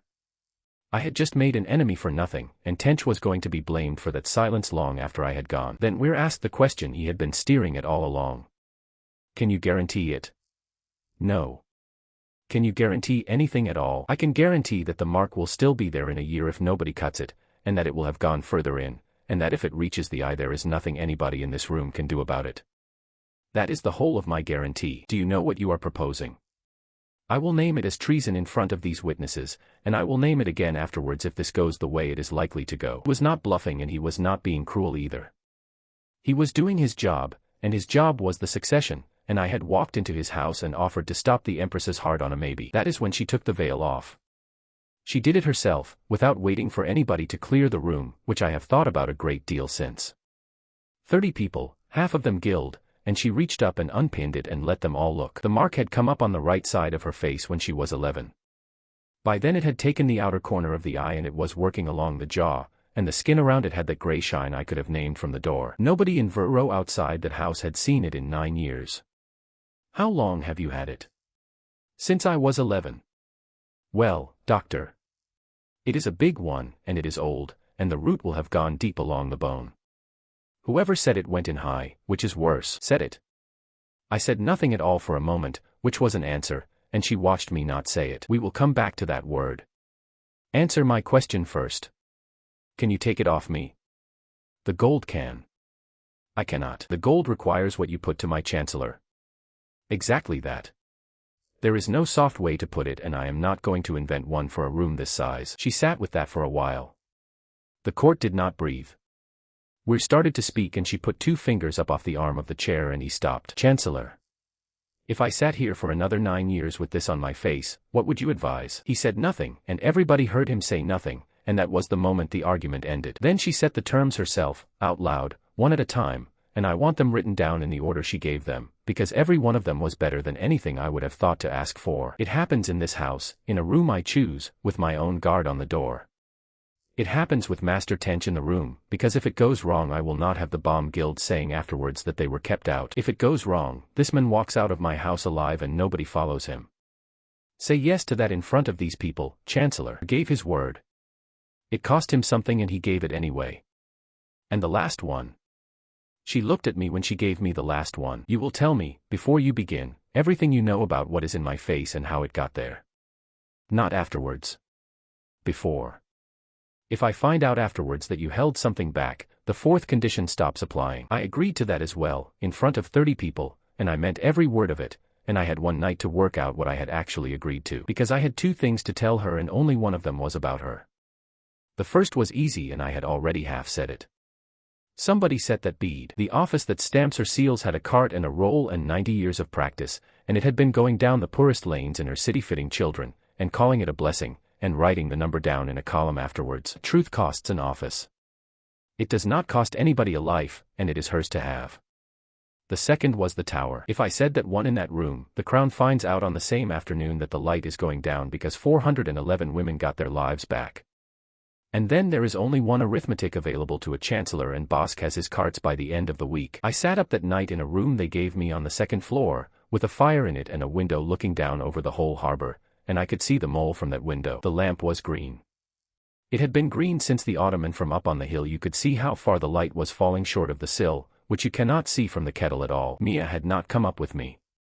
She had gone home to the clinic because there were 4 on the board for the morning, and I would give a great deal now to have had her in that room for an hour. I have gone over what I decided that night more times than any other hour of my life, and I have never been able to make it come out as one clean choice. What I settled on, sitting at that window, was that I would tell her the truth about her own face and hold the other one back, and that I would call the holding back a matter of proportion.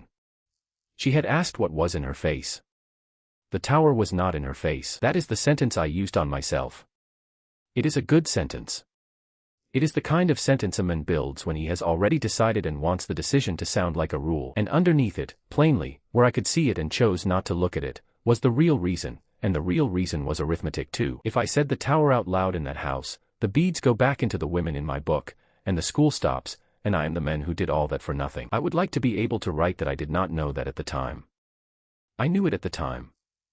I knew it sitting at that window with the green light on the water, and I went to bed, and I slept, and the operation was set for the morning after next. They gave me the small room off the salt hall the morning after next, and they gave me Sevine alone in it for a quarter of an hour, which were fought and lost. Kept my end first. That much I did do. There is a bead of glass under that mark. Green, about the size of a fingernail, with a lip on one end and a bore through the middle. It was made on a bench out of harbor sand. Made. Somebody blew it. Somebody else put it into you, under the skin, when you were small enough to sit in a lap. The office that does it is the keepers of the lamp. They call it the blessing against the drowning sickness and they pay for it with bread. She did not move at all while I said that. I have operated on frightened people my whole working life and I know what it looks like when somebody goes absolutely still on purpose. I was not born in this house. I did not know that. My mother put me out to a woman in the lanes the year of the fever, because half this hill died and the lanes did not. I came back when I was 4. There is a payment recorded for it in the household book and I have read the line. And that is when it happened. 4 is the usual age. Who has the list? Fen of the keepers has it. She brought it to my table 3 weeks ago. Every marked child in the city, by name and lane and year. And who else knows what you have just told me? Fen. A glassblower called Odo. My wife. She sat with that. Then came the last one, put lightly, the way you put a question when you already believe you know the answer. Is there anything else in my face I should be told about? No. One word. It took me less time to say than it takes to write, and I have had a great many years to look at it, and it is the smallest thing I ever did that broke the most. The room they used had a good north light, which I had asked for, and a table they had carried up from the kitchens, which was the only object in that house I would have chosen twice. Tench stood at the wall with his bag, because she had promised him he would be in the room. Fen came because I asked for her and because Sevine allowed it. Estin, who carried the Empress's blade and had done since before Sevine was Empress, stood at my right shoulder with the blade out of the sheath and resting along his forearm. We had written his condition out and had it read aloud before we began. If the Empress dies on that table, the man cutting does not leave the house. Mia was not there. She had wanted to be. I kept her away, and I put it down to the guard on the stairs, and the truth is that I did not want her watching me do it. I gave the plain words for the 3rd time. Sevine cut me off halfway. You have told me twice. Are you steady? No. Good. A man who says yes to that is lying or he is a fool. Get on with it. Is your wife downstairs? She is at home with 4 on the board. Sensible woman. I opened her along the jaw and went in under the mark. The root went up along the bone towards the ear, exactly where I had known from the doorway that it would go, with the great vessel of the neck below it and the small ones running across. Whoever set that bead had gone in high and gone in badly, and I have wondered since whether it was Fen's own hand, and I have never asked her, and I never will. Rilla I had torn a vessel by pulling. Here I did it on purpose, in a room with a blade at my shoulder, and I picked which one. The blood came up. Fen was counting because I had asked her to count and because Mia was not there. She did it in the flat voice she used for the tithe column. 5. 6. Tench came off the wall at 8 and Estin put his arm out and stopped him without ever taking his eyes off me. 10. 11. Rilla had gone at 9. 12. I had my thumb where my thumb had to be and there was nothing else in the world I could do, and I remember thinking, with a clarity I have never had before or since, that Estin was going to be very quick about it and that I was glad it would be him. 13. 14. 15. Then the room stopped and the voice said there was a critical threat to the patient. Gold came up my arms and I watched, because by then watching was the only thing I brought to any of it. It went to the bead first, the way it always went to the bead.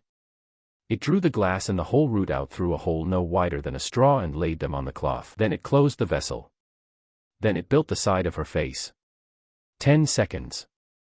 And the noise came back into the room, and Tench made a sound I have not been able to forget, and Eston put the blade away without any expression on his face at all. She sat up before anybody told her she could.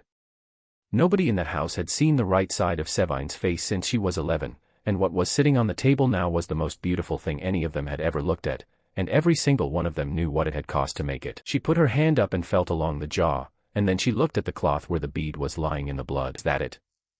That is it. Bring it here. She picked it up herself. She held it up in the north light between two fingers, this small green thing with a lip on one end, and she turned it round, and the whole room watched her do it. Then she said the sentence that ended the keepers of the lamp. Chancellor, open the doors.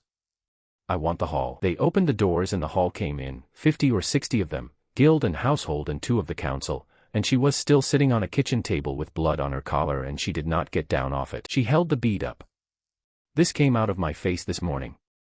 It was put there when I was 4 years old, in a lane, by the office that seals my letters.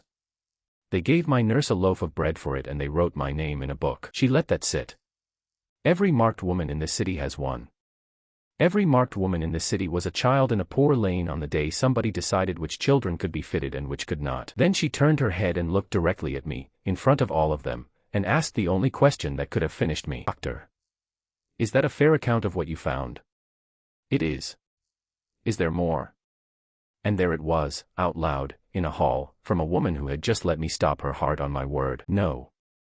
I have written down a great many things in this account that I am not proud of and that one is the worst of them, and it is worse than the silence in my kitchen, because in my kitchen nobody had asked me. The rest went fast, the way things go when a crown decides.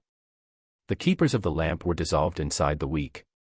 Their yard was sealed, the roll went up the hill under guard, and Bosk was put out of the office he had run for 30 years, in front of his own men, without a hearing. Then she did the thing that finished the tower, and she did it because she was decent, and I want that understood before anybody enjoys the irony. She opened the cure to the whole empire.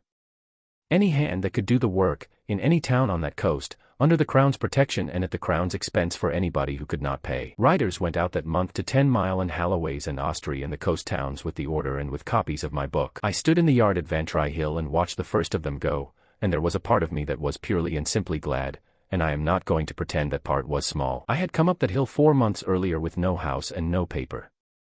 I went down it as the men whose trade the Empress had just made lawful in every town on the water. And underneath the gladness, in the place where I kept the things I had decided not to look at, I knew exactly what I had just done. 411 had taken the lamp from white to green.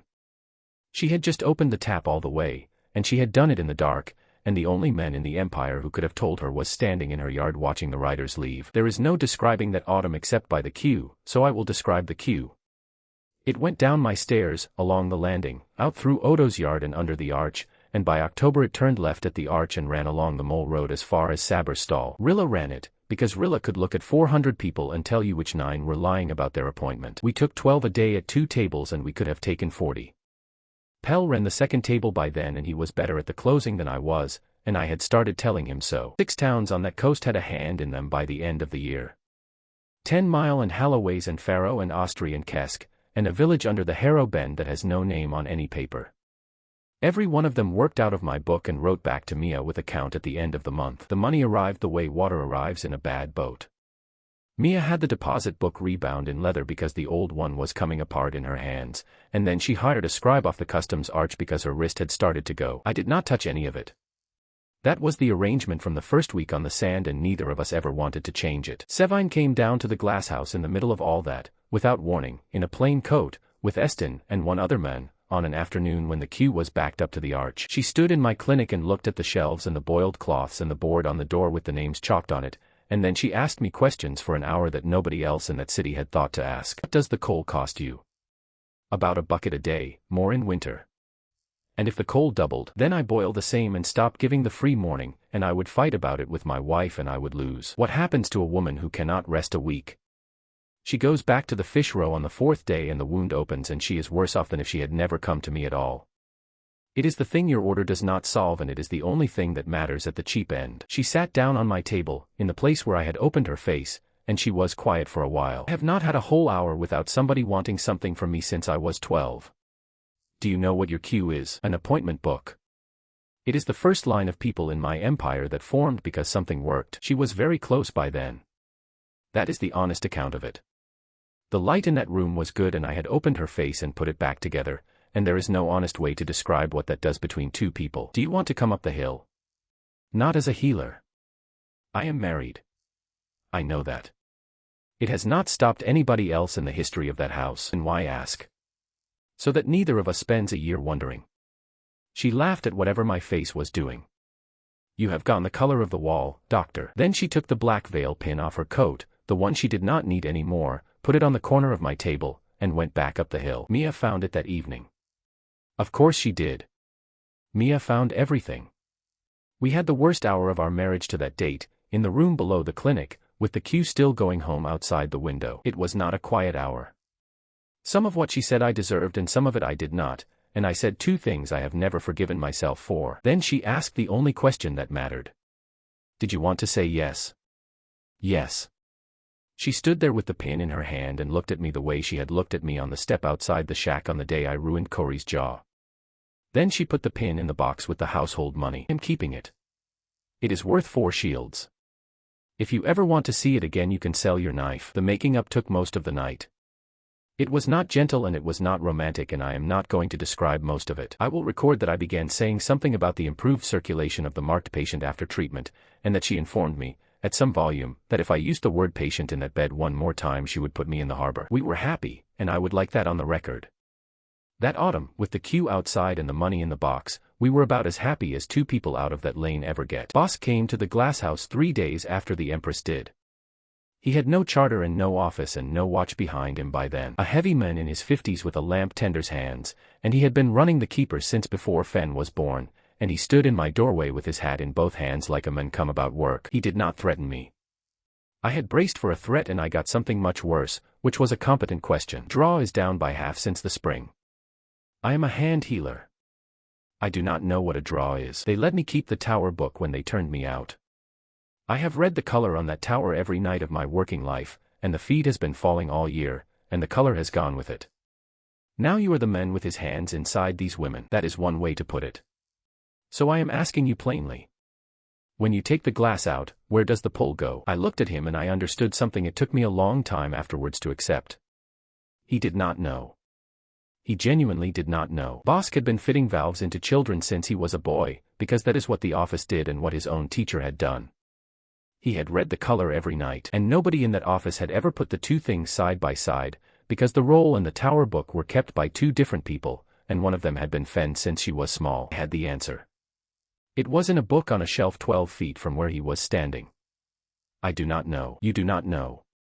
I am a hand healer and the tower is not my trade. Whatever is wrong with your lamp is not going to be found in a woman's cheek. He nodded. He thanked me.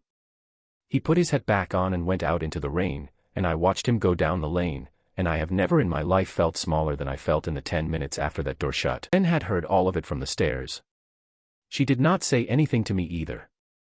She went up to the clinic and boiled the cloths for the afternoon, and the silence in that room was the loudest thing I have ever worked in. I have been asked since why I did not tell him, and the people who ask usually expect the answer to be fear. It was not fear. Bosk had nothing left to threaten me with. He had come to my door with his hat in his hands. I did not tell him because of the queue. If Bosk gets the answer, Bosk goes to the Crown with it, and the Crown does the arithmetic in an afternoon, and the carts go down the lanes with the watch behind them. Every woman on my books goes back to being dim. 411 of them, and then the 6 towns, and then all of it. And the man who handed them that answer is me. I said that to myself in those words, standing at the north window with the rain coming on. I have gone over it a great many times and the shape of it never changes. It was not a bad argument. It was a true argument. It was also, and I knew this at the time in the way you know a stone is in your boot, an argument that happened to leave everything exactly as it was, with me at the second table taking 12 a day. There is a kind of reasoning a man does when the honest answer would cost him his life's work, and I have never once seen it come out against him. The lamp went red on the last night of the harvest fair. There is a rhyme and everybody in that city knows the rhyme, and the 4th line of it is red for run. It went red about the middle of the evening, over a beach with a fair on it, 3,000 people out on the sand with lanterns and beer and a fiddler on a cart, and the whole thing stopped like a hand had come down on it. Then the Crown's notice went up, because Sevine was fast and Wer was faster. The lamp was undergoing renewal under the Crown's own care. All was well. The tower would be tended by the Crown's men and the fair should continue. It did continue. That is what I have trouble with. People went back to the beer and the fiddler, because the notice had a seal on it and because it was a warm night and because what else are you going to do? And there was nobody in that tower.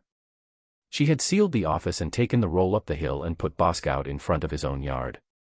The Crown's own men were 2 watchmen with a key, and neither of them had ever fed a lamp in his life. I stood at the back of the fair with a cup of somebody's beer and looked at the red light on the water. Mia came and stood beside me and put her hand through my arm. Leo. I know. Is it us? I did not answer her, and she did not ask again, and that was the last hour of my life in which not answering was still an option. At about midnight the light went out. Nothing happened for an hour after that, and I have never been able to make anybody believe that hour. The fair went quiet, and then it went loud again, because a crowd that has had a fright and no follow-up gets loud. Somebody started the counting rhyme as a joke and got laughed at. Malcolm the fiddler, whose cart was up by the arch and who matters in a minute, played the tune the whole beach knew, and people sang the last line about the dark at each other and drank. Weir's men were already out on the mole with lanterns, doing something at the base of the tower. What are they doing out there? Their job, I should think. Mia stood with her hand through my arm and watched them do it, and neither of us said a word about a book on a shelf. Tide was low. The fish stair goes a long way down at low tide, and the bottom of it, where the weed is, was in the dark below the lantern line. They came up out of that dark at the top of the hour and there was no noise to it at all. That is the thing about the drown that no rhyme prepares you for. No roar, no groan, nothing that would tell a crowd to run. They come up a stone stair the way a man comes home late and does not want to wake the house. They do not rot. 90 years standing under salt water and they are grey the way a drowned man is grey on the first morning and no further. Their clothes are ossen clothes, which is to say the clothes of somebody's grandmother. There were children among them and I am not going to write about that. The first person on that beach to die was a bomb guild sister called Nissa Ambry, the Duchess's niece, who was standing at the water's edge doing a light trick for a ring of children with her hands full of green fire. She was the brightest thing on the whole sand. They went for her the way iron filings go for a magnet. They cannot run.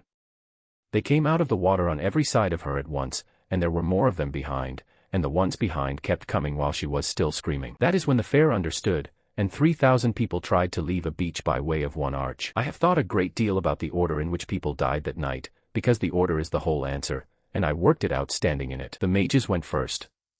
Every one of them. The bomb guild had come out in force because there was a fair on and they sell tonics at fairs, and they were the brightest lights on that sand, and they were dead inside a quarter of an hour. Then the watch, because the watch of Verro is mana trained, every man of them, and a trained watchman is worth 3 ordinary men in a brawl and shines like a lamp in a window. And the guild masters and their families. The good coats. The people who had eaten well their whole lives and had the strength to prove it. The drowned went past 3 fish gutters lying flat in the sand to get to Ilbert Vane, the wool merchant's son, who was standing up and shouting. And the rest of us they walked around. I want to be exact about what I mean by that, because it took me another 2 weeks to believe it, and believing it is what everything afterwards was built on.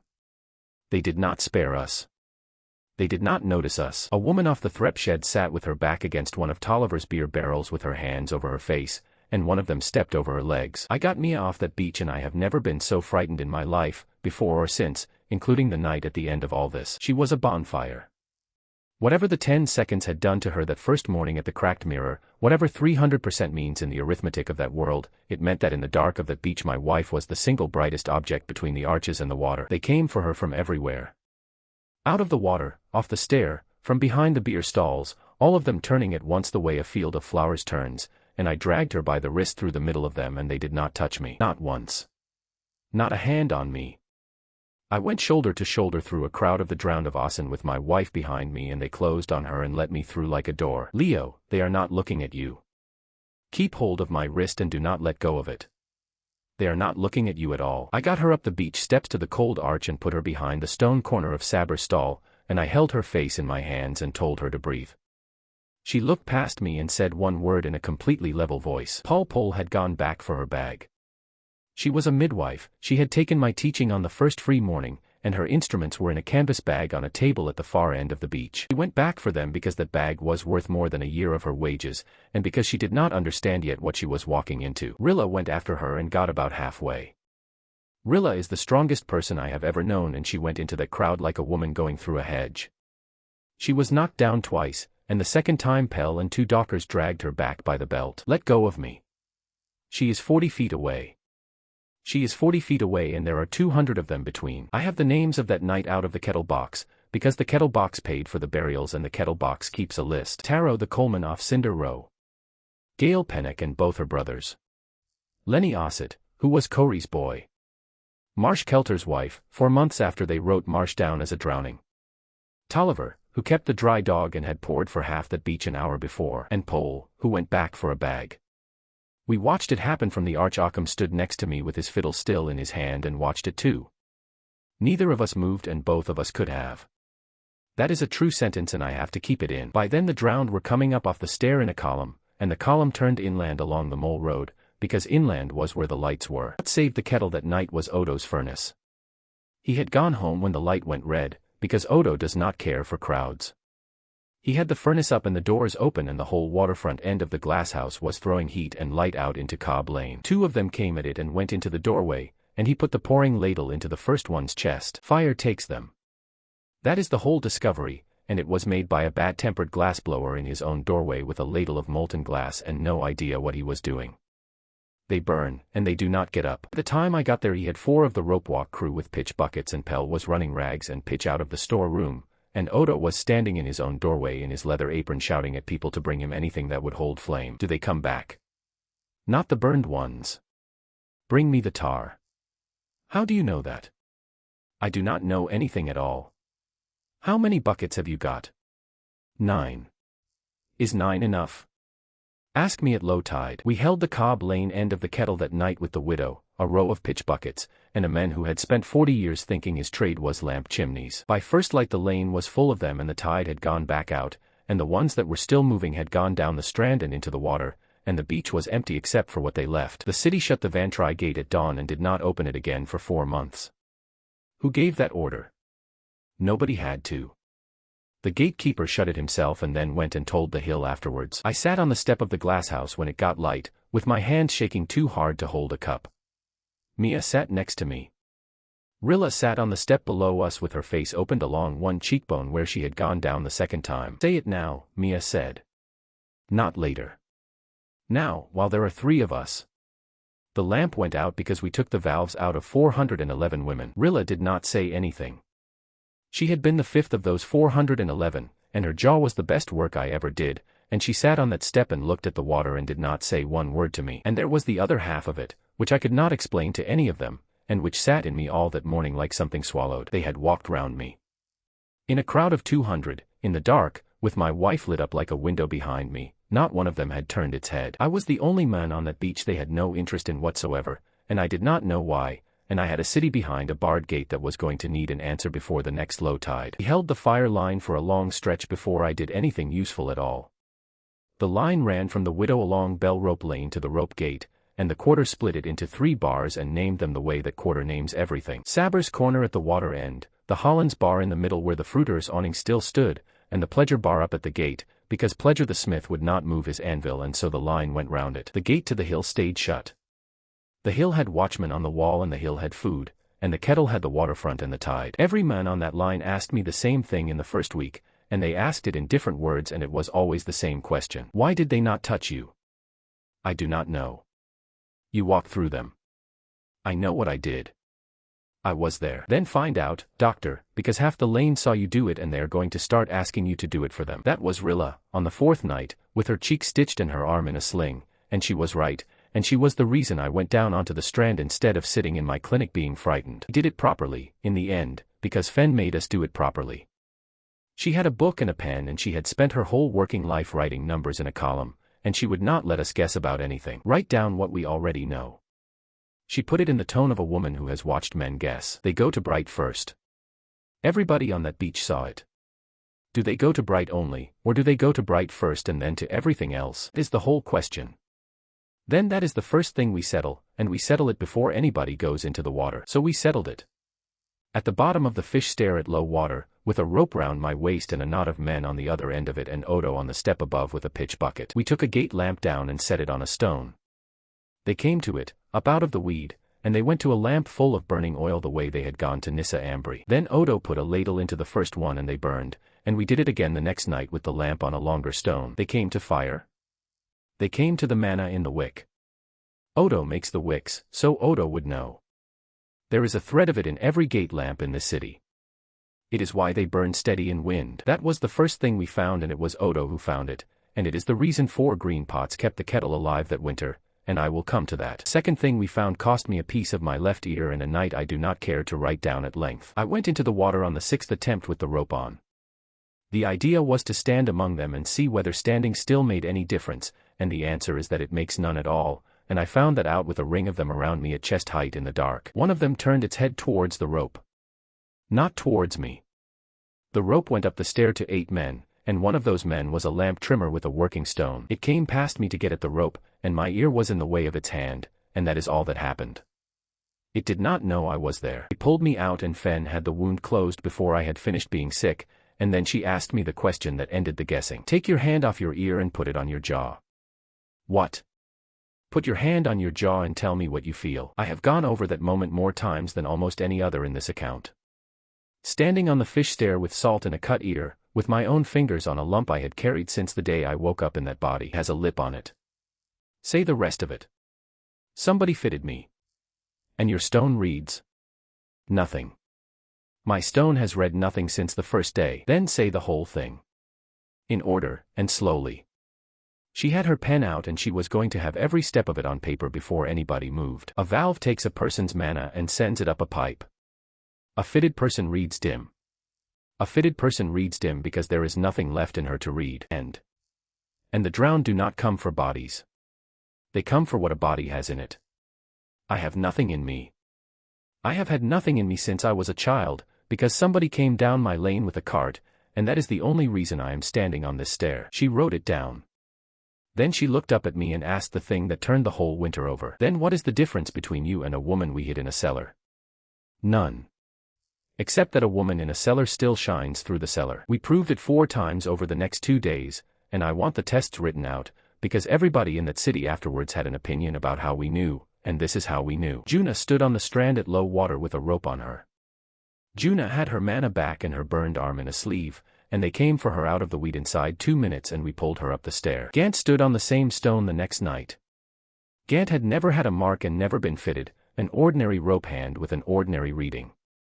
They came for him more slowly and they came. Corey Ossett stood there for a quarter of an hour and nothing came at all, and Corey has a crooked seam on her jaw and a mark still in her and a stone that reads like weak tea, and she stood there and swore at us the entire time. And I stood on the stone for an hour and did not so much as interest them.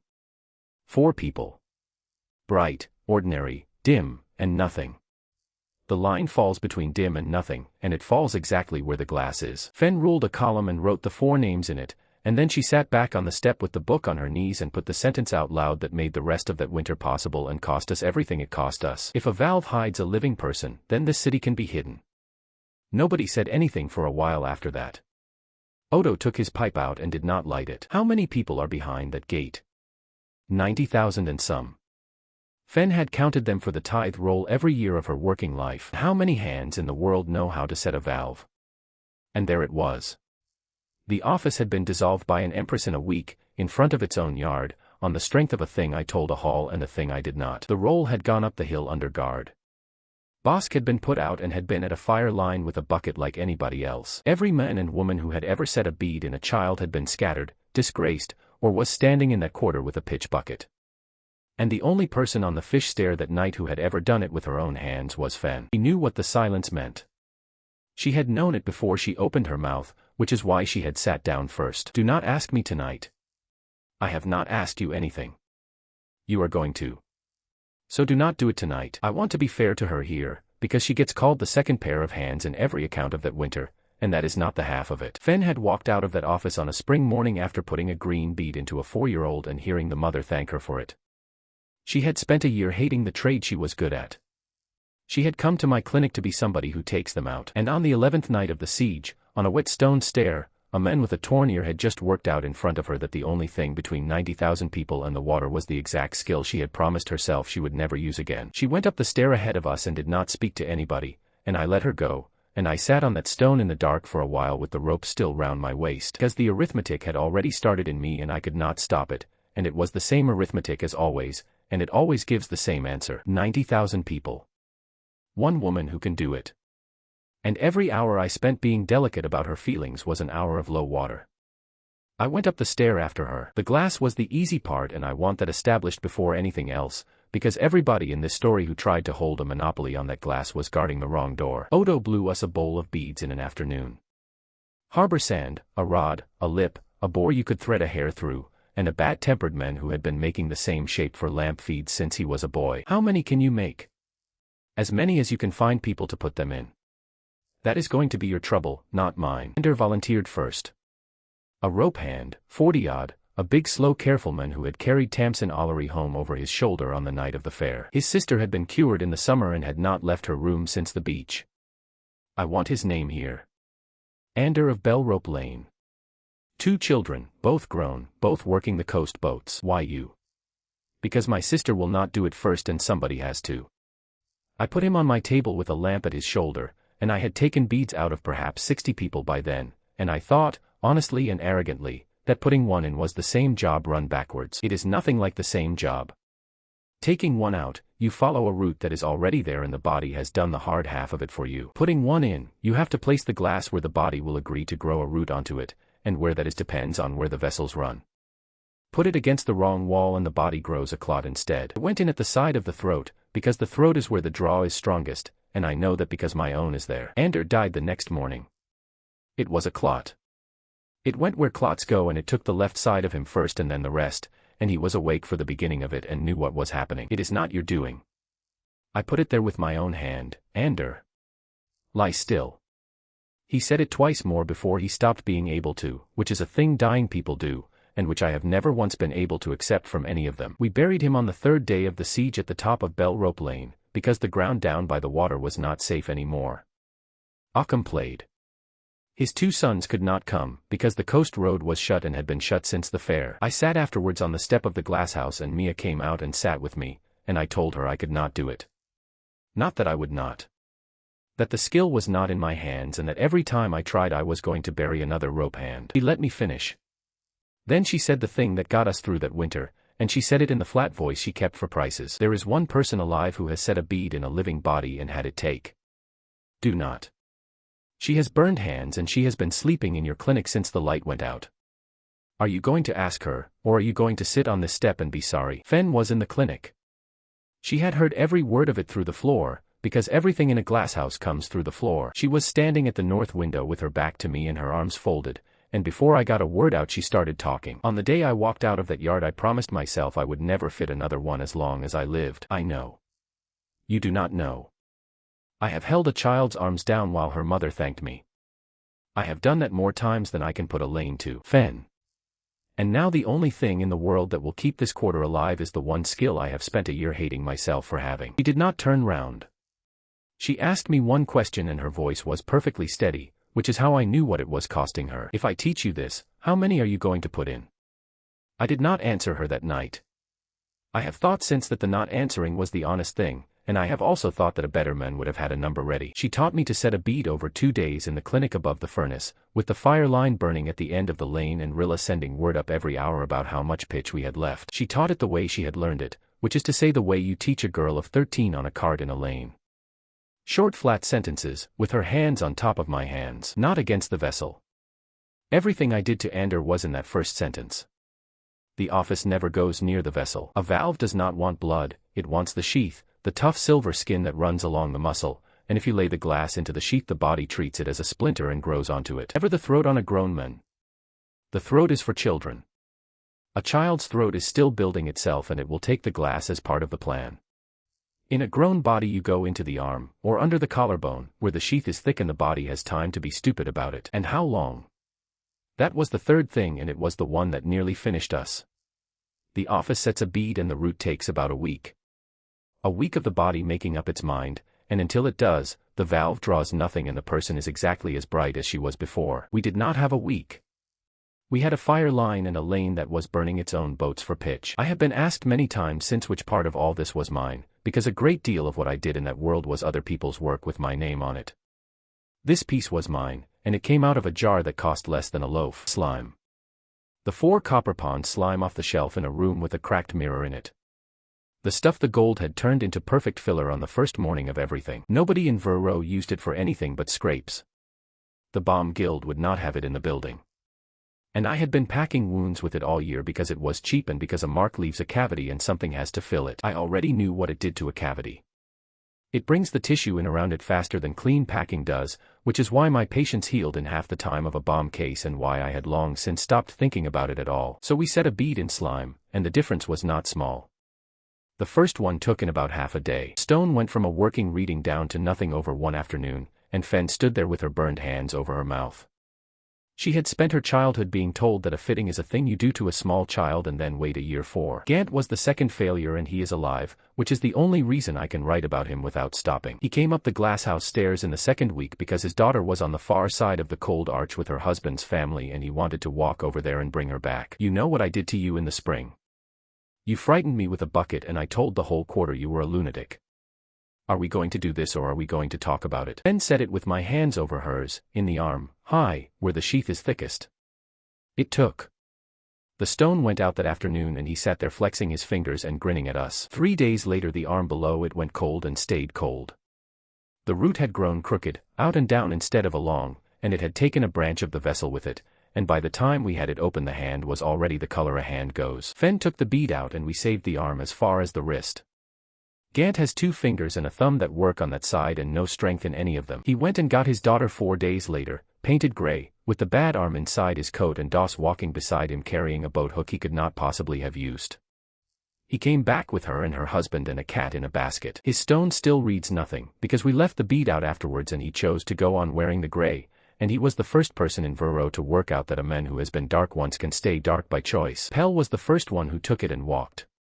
He volunteered before I could ask him, which is what he always did, and I would give a great deal to have said no to him just once in all the times I did not. We set a bead under his right collarbone, in slime, with a lamp at his shoulder and half the lane on the stairs outside. His reading went out that afternoon. He went down to the cold arch at low water the next morning with gray paint on his face and Odo's pot a good way behind him, and he walked through the middle of them, and they moved for him the way a crowd moves for a man carrying something heavy. Odo said the thing that changed the siege in the middle of a complaint about wicks, which is how he said most things. They came to the manna in the wick. There is a thread of it in every gate lamp on this coast. It is why they burn level in a wind and it is why they cost what they cost. Say that again. I have said it twice already and you were not listening either time. I was not listening because I had spent a season thinking about how to make people invisible, and it had not once occurred to me to think about the other end of it. A bead takes the light out of a person. A wick puts light into a room. We had been using one of those and hanging the other one over our own doorways all winter like men baiting a trap and standing in it. Coin worked it out with me on the netmaker's slip that same evening, and Coin is the reason it worked at all, because Coin knew the water and I did not. She had mended nets on that slip since she was 9 and she could tell you what the kelder mud was doing at any hour of any tide without going to look. They come up wherever the weed lets them stand. That is the fish stair, Pruitt's stone at the rope walk end, and the netmaker's slip. 3 places, and the slip is mine, and I have been watching them do it since the fair. Then why is the slip still standing? Because the slip has no lamp on it, she said, and looked at me until I caught up. I hung a gate lamp out on the end of the long wall that night, well away from anything anybody lived in, and we stood back at Saber's corner in the dark and watched. They went to it. All of them, off the slip and off Pruitt's stone and up out of the kelder mud, the whole grey length of them turning inward the way a field turns, and they walked out along that wall to a lamp on a post and stood under it. Nobody in the kettle slept that night and it had nothing to do with fear. Half the quarter was up on the roofs watching a lamp on a wall with 200 of the drowned standing round it like men at a bar. That is a different trade from mine and I want that understood. Everything I had done up to then happened on a table with a knife. This happened on a map where the water is shallow. When the tide turns. How far a light carries. Which stair fills first and which one fills after it, and what happens to the second stair when you empty the first. Was no good at it. Coin was very good at it, and Rilla was better than either of us because Rilla had spent her life moving heavy things through a port and thought in routes. And it needed people to carry the lamps, because a lamp on a post holds them where it is and a lamp that walks takes them where you like. The carriers had to be dark. That was the whole shape of it. A bright man carrying a lure is a man carrying his own death out along a wall. So the walkers were fitted people, which meant the walkers were the ones who had already given up their wage and their crew place, and now we were asking them for the nights as well. Kist was the first. A cooper off the Vintry end, dark since the second week, and he did not volunteer out of courage. My brother is on that strand. I know. He went off the slip on the night of the fair and he is out there in the weed, and I am not going to get him while they are standing on top of him. So you tell me where you want the lamp and I will walk it. Eb came next and Eb was 14 and I should not have let him, and Rilla overruled me, which she did about twice in all the years I knew her. He was fast, he was small, he knew every roof between Bell Rope Lane and the Cold Arch, and he wanted paying in bread for his mother, and he would not take anything else. Not coin. Bread, and only ever the amount for that day. The work looked like nothing from a roof. A man walks along a wall in the dark with a lamp on a pole. The drowned come off the stairs and follow him. He walks them out to the end, hangs the lamp on a hook, and comes back along the inside of the wall where they cannot see him because there is nothing in him to see. The whole quarter learned the shape of it in a fortnight and started giving the routes names. The long wall walk. The drayman's turn. The short one out past Guller's yard that Eb could do and nobody else would try. And it held the kettle. I want to be exact about that, because people talk about the beads. The beads kept individual people alive. The lamps kept the quarter alive, and they were made by a bad-tempered glassblower out of Harbor Sand, and they were carried by a cooper who wanted his brother back and a boy who wanted bread, and none of it went through my hands at all. Then it went wrong, and it went wrong in a way that surgery had never once gone wrong on me. Somebody left one lit. It was on the netmaker's slip. It should have been carried out to the long wall at the turn, and instead it stayed on its hook because the man who was to carry it had gone to look at a fire 2 streets away, and the tide came up under it. Every drowned thing between the sill and Pruitt's stone came to the slip. Not to the wall. To the slip, which is 100 paces from the Threp shed, and the Threp shed had women in it who could not run. Coin got there first because Coin always got there first, and she went along the roof line to the shed and got the door shut and the shutters barred, and they were an hour getting through the seaward wall of it. Yvette and 2 of the women went out over the roof and down the rope ladder into Odo's yard. 2 did not. One of them was Senek's daughter, who had come off the coast road in the autumn to give her manna back, and whose name I will not write here because her father asked me not to. Nobody had done anything wrong that anybody could name. There was no bad knot and no dirty cloth and no crooked root. A man went to look at a fire. That is what a lamp is and what a knife is not. A knife goes wrong in your own hand where you can see it. A lamp goes wrong 2 streets away in the dark, an hour after you stopped thinking about it, because somebody was tired. We made rules after that and the rules are still in use, and they were written by Coin and Rilla and not by me. A lamp is never hung without a name against it. The name is the person walking it that night and nobody else touches it. A lamp that comes off its hook at the turn of the tide goes out before it moves. And no lamp is ever hung anywhere a shed can be reached from in under a quarter of an hour. Boss came down to the glass house when he heard about the long wall, and he came with the best idea anybody had that winter, and I have thought about it ever since. You can gather them. We can. Then gather them somewhere that burns. Put every lamp on this coast at the end of the mole, bring them out along it in one night, and put pitch and glass into the whole crowd at once. Odo says fire takes them. Did not have an answer for him for most of a day, and I have never been able to say honestly that he was wrong. What I said in the end was that the mole is stone and the crowd would be 1,000 deep and we had pitch for perhaps 1/5 of that, and that the ones that did not burn would be standing between us and the only road back into the city. What I did not say, and should have, is that I had been out on the sand with a net and a boat hook and had put a bead into the arm of a thing with a shawl still pinned at the shoulder, and I did not want to be the men who ordered a burning. Call asked me about that a year afterwards, on the ground up past the rope walk, and I gave him the arithmetic answer, and he let me get to the end of it before he said anything. You could have done it and you did not. There was not enough pitch. There was enough for 1/5, you said. That is 1/5 of my grandmother. I have never known what to do with that sentence and I have carried it for a long time. The city found out, and everybody came. And that is where the arithmetic arrived, and it is the first arithmetic in my life that was about people rather than money. 2 pairs of hands. 10 beads a day at the outside, because the setting is slow and the watching afterwards is slower. 90,000 people behind a shut gate. And a bead takes your stone out. It takes your crew list and your guild place and your wage with it, for as long as you wear it, and at that point nobody in the world knew how to take one out again except by 3 hours and a scar. So the list was not a list of who gets saved. It was a list of who gets to stop earning in order to stop dying, and I wrote it at my own table with Mia and Fen either side of me, and I have never done anything harder with a pen. Una came in on the 4th evening and stood in front of the table and did not sit down. Put me on it. You are on the 2nd sheet. Put me on the 1st.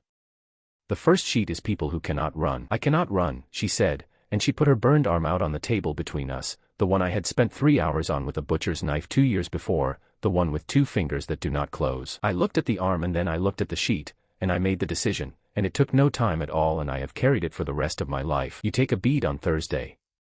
Thank you. Juna. You understand what it takes off you. She understood better than I did. She had been the girl at the gate stone whose mother took her to be measured on the morning after I opened her temple, and the stone had come up white, and the sheds had taken her back that same day at a full hand's wage. I gave her that. And on a Thursday in the second week of the siege I put a green bead under her collarbone with my own hands, and took it away again. The market turned over inside a week, and watching it turn over was the strangest thing I have ever been paid to watch. For a year women had come up my stairs to be made bright. They had paid me a month of a rope hand's wage for it and thought it cheap. Now they came up the same stairs to be made dim, and they were prepared to pay more. Mia saw it before I did, because Mia always saw the money before I saw the money. She stood in front of the board on the door with the chalk in her hand and did not write anything for a while. The board says cure. I know what it says. Nobody in this quarter wants a cure. Do I write the other thing on it, and if I write it, what do I put next to it? That is the question I would put to any person who thinks a price is a moral statement. A price is a description of what is scarce. Nothing about my hands had changed. Everything about the city had. She wrote it out that evening on the same board, in the same hand, with the whole list reversed.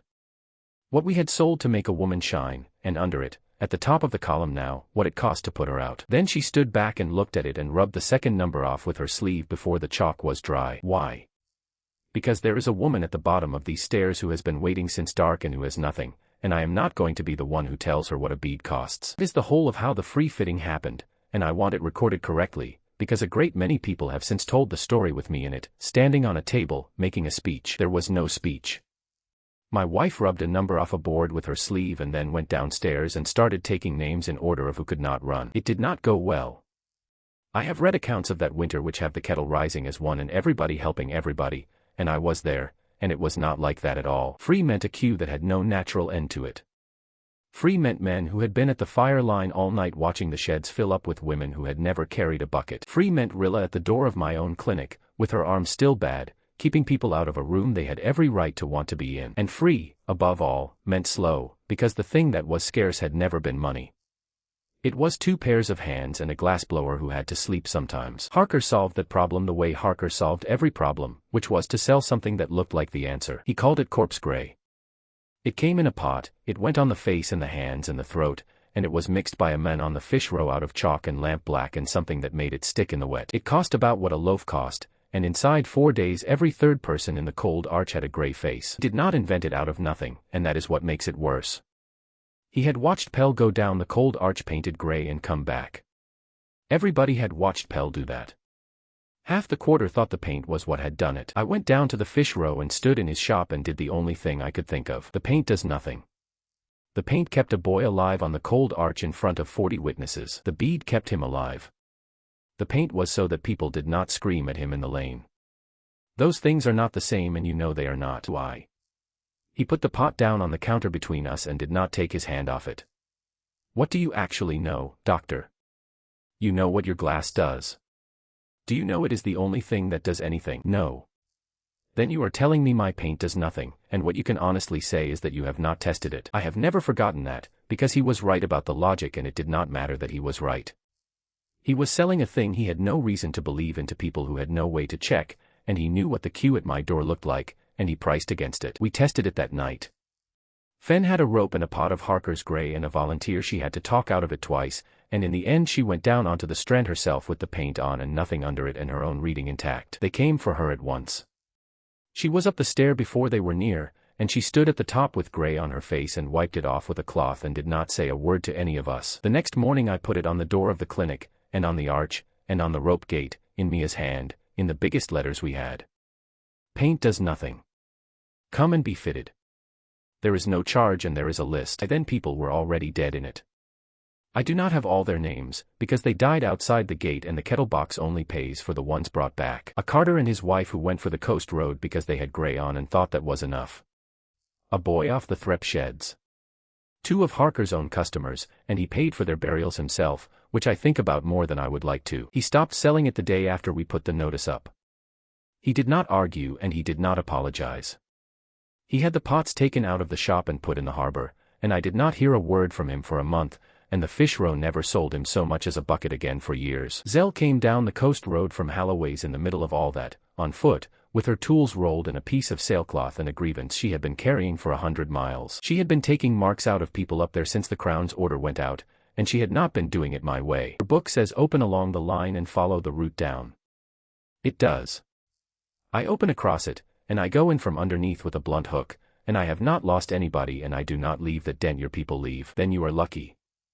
I am not lucky.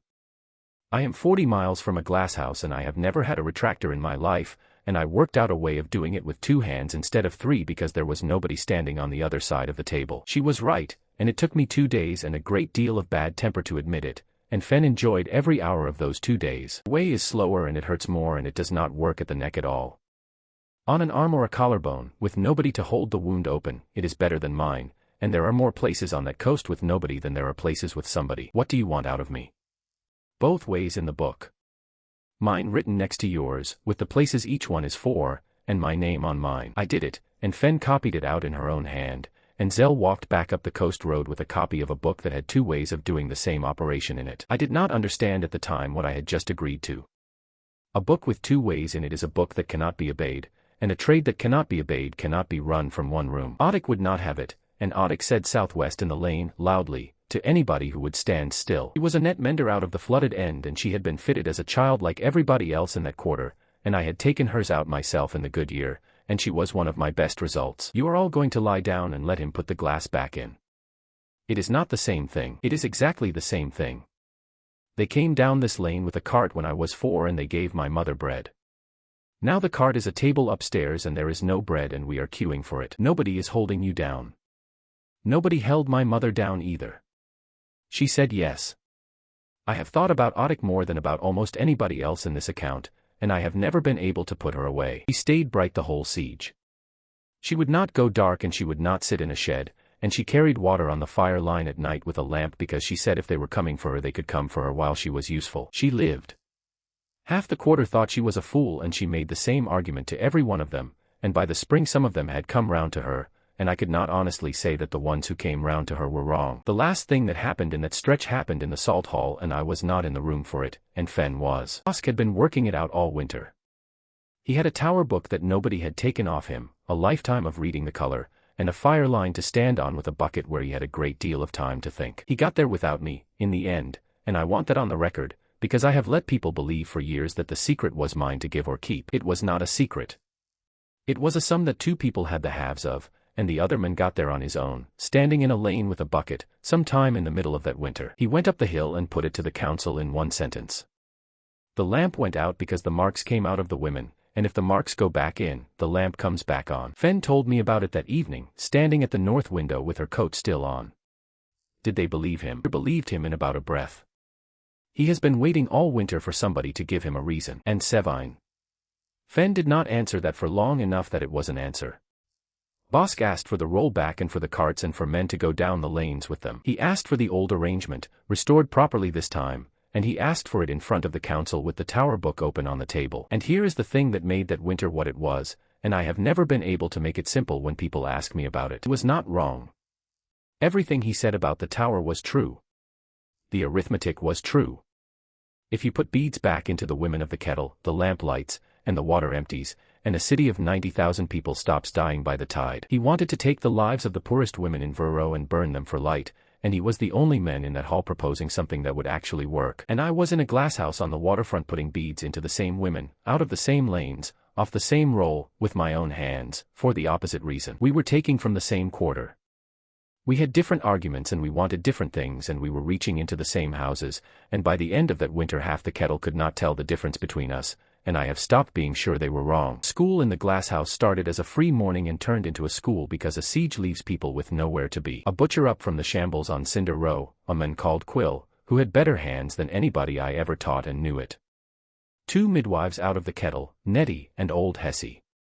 A bomb hand called Sari who had been told not to come and came. They sat on my floor with slates on their knees, and Fen taught the setting and I taught the cutting, and Pell taught the closing, because by then Pell closed better than either of us. And for the first month of it I took every difficult table myself. I want to be honest about why. It was not vanity, or it was not only vanity. It was that I could see the whole thing in a wound in about a second and they could not, and every time I stood back and watched somebody go slowly at a sheath I could feel the tide coming in outside. Ben stopped me in the furnace room on an evening when I had taken 4 tables in a row that were not mine to take. "How many did you do today?" "All of them." "And how many did Nettie do?" "She watched. She has been watching since the autumn. She watched the free mornings, she watched the fittings, and tonight she went home and watched you do the one she was ready for." "I am faster." "You are faster tonight." "And in the spring, when there are 3 tables running at the rope gate and 1 at the cold arch and you are asleep because you have to sleep, who is standing at them?" I did not have an answer for her that evening and I did not like the shape of the answer I found afterwards. "A man who takes every table makes himself necessary. And a necessary man becomes a narrow place with a name, and every person behind him waits at the speed he can walk." I had spent a year and a half being the narrow place. It had made me money, and it had made me the man an empress sent for, and it had put a queue on the mole road that Rilla had to police. So I made the decision, and I want it written plainly because it does not look like anything from outside. I stopped taking the difficult tables. Not all of them and not at once. The rule I settled on was that I would take a table only when nobody in the room had done that particular thing before, and that once one of them had done it, it belonged to them. It is easy to write. It was the hardest thing I did that winter, and it was harder than the beach. Tamsin Ollery came in on the 4th day of that rule. She was the woman Ander had carried home over his shoulder on the night of the fair. She had waited her turn on the list all winter without once asking to be moved up, and Ander was dead in the ground at the top of Bell Rope Lane for the sake of the thing she had now come in for. Nettie had done 2 settings by then, both clean, both in the arm. Tamsin's sheath ran wrong. It happens.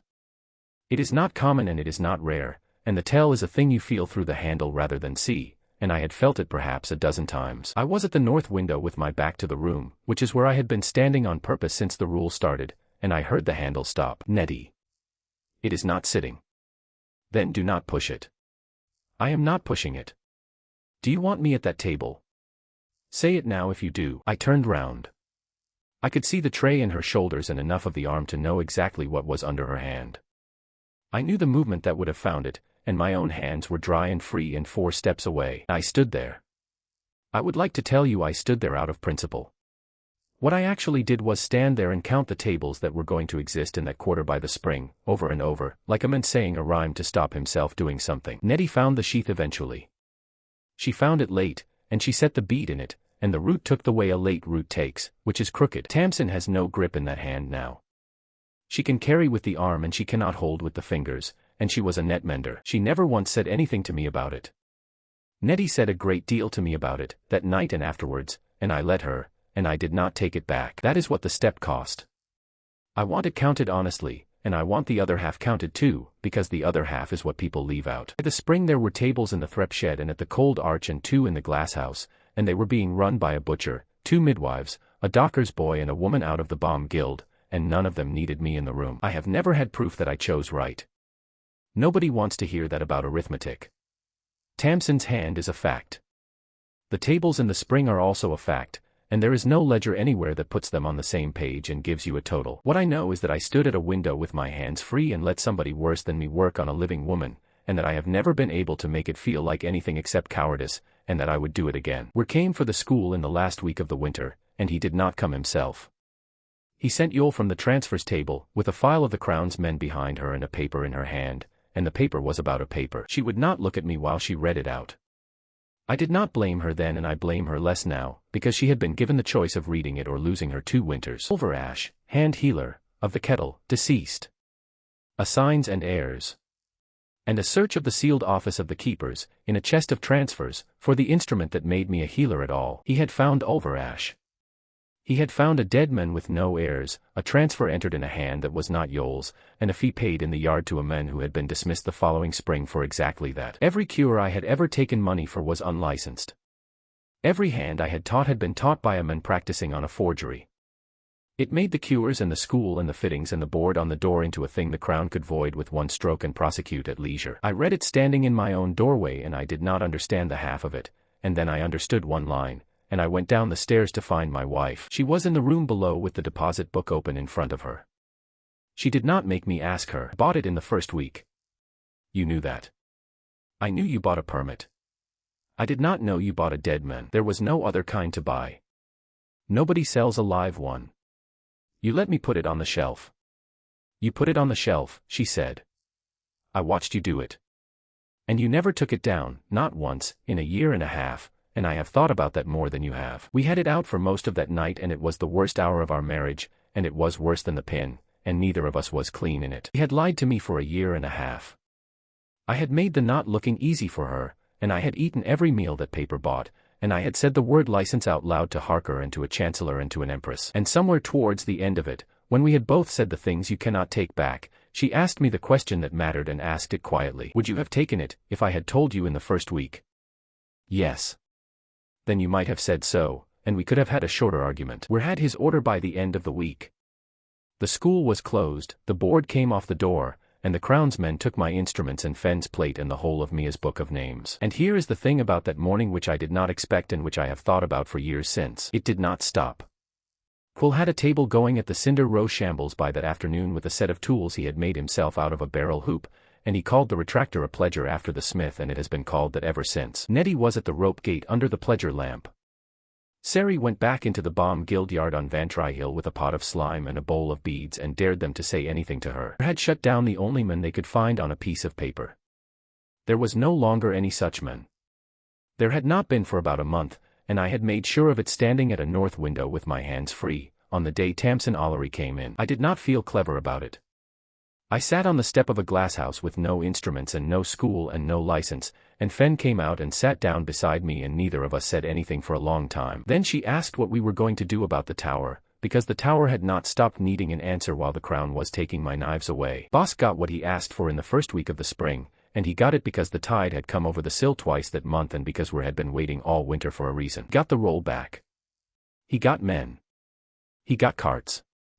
I heard about the first lane from Rilla, who had gone up to the rope gate to argue about pitch and had come back down again without arguing about anything. They have the carts out on Cinder Row. Taking names. Taking women. There is a table in the street and a man with the roll and the watch standing round it, and they are doing it in the order the roll is written in. I want to be careful about how I put this, because it would be easy to make Bosk into something he was not. He did not enjoy it.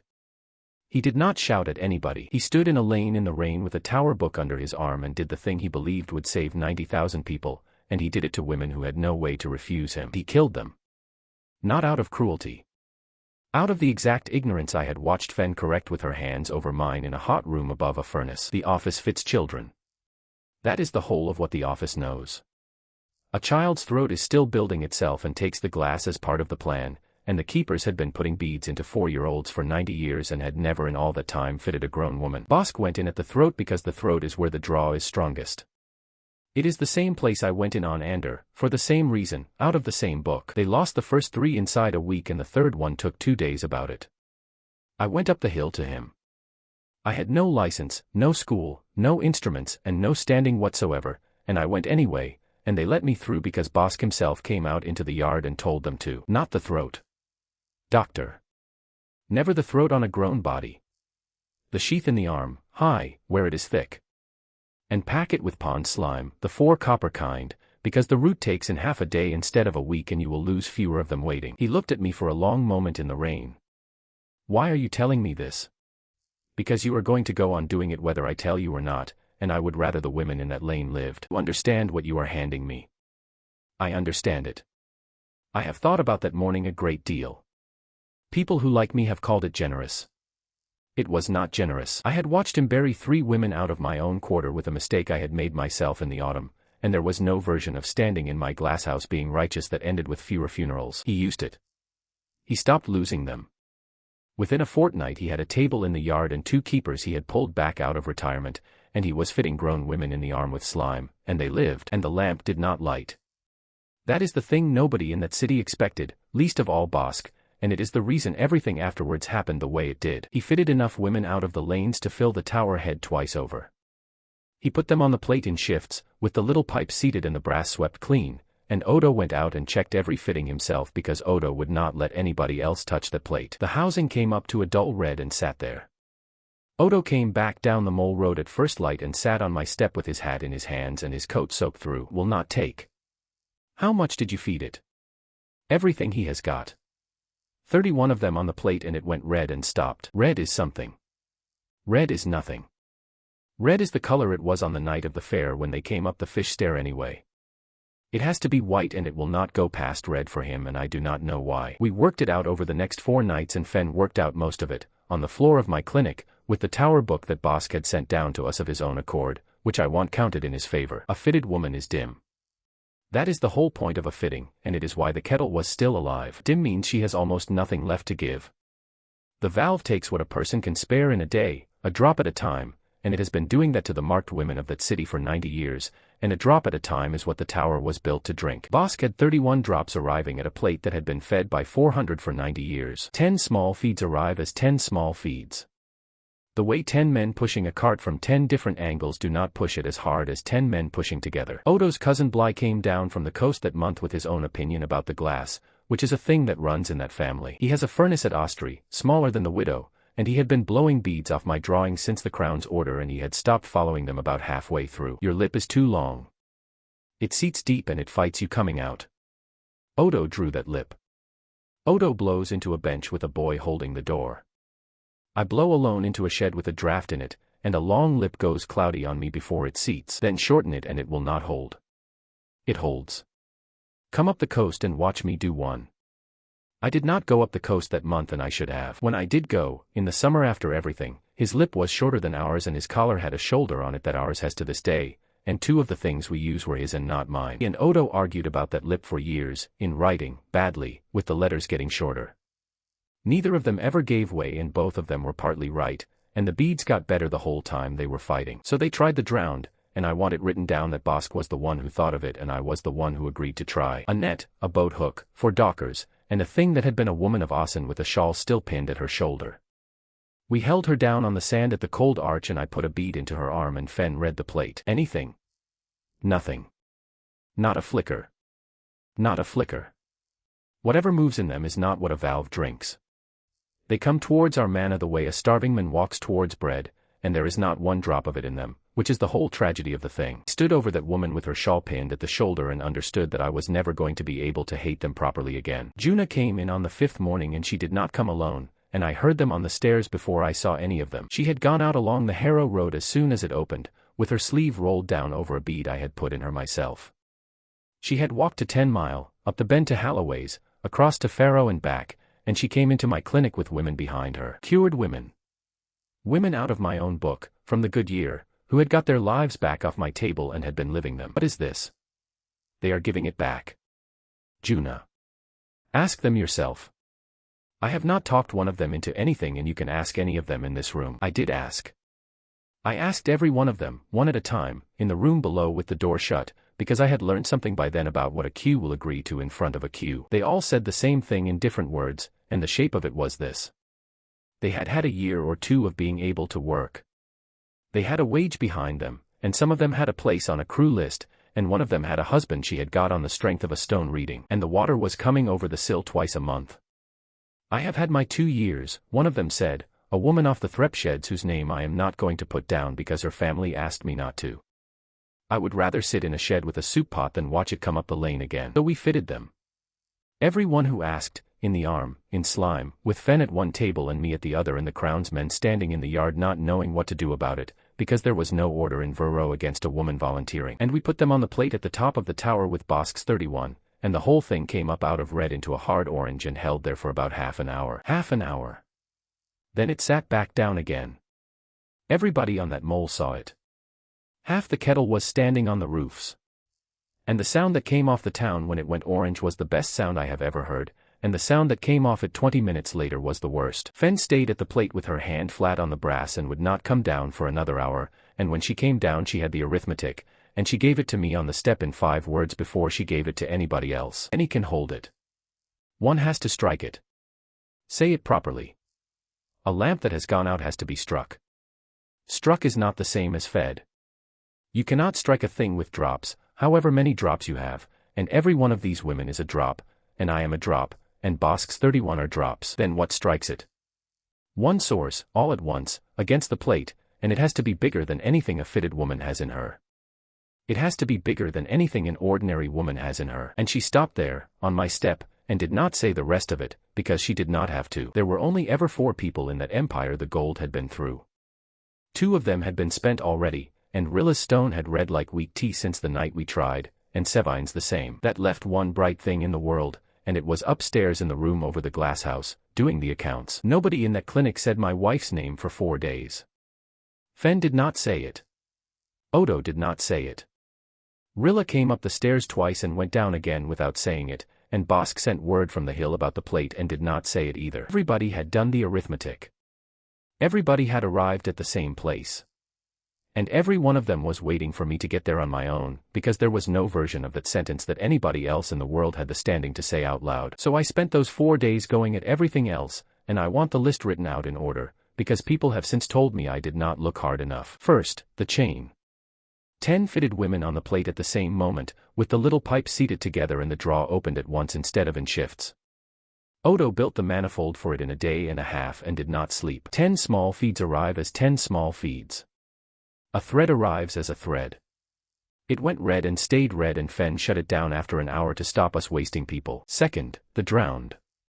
We had already tried it on the sand and I made them try it again at the plate itself, with the bead seated and the pipe in, because I wanted to be able to say that I had. Whatever moves in them is not what a valve drinks.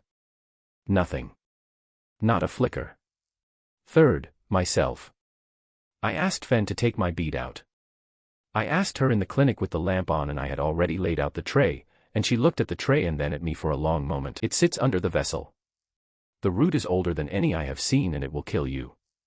I know what it will do. I am asking whether you can. And then she said the other thing, and she is the only person alive who would have said it to me. If I took it out and you lived, what would you be?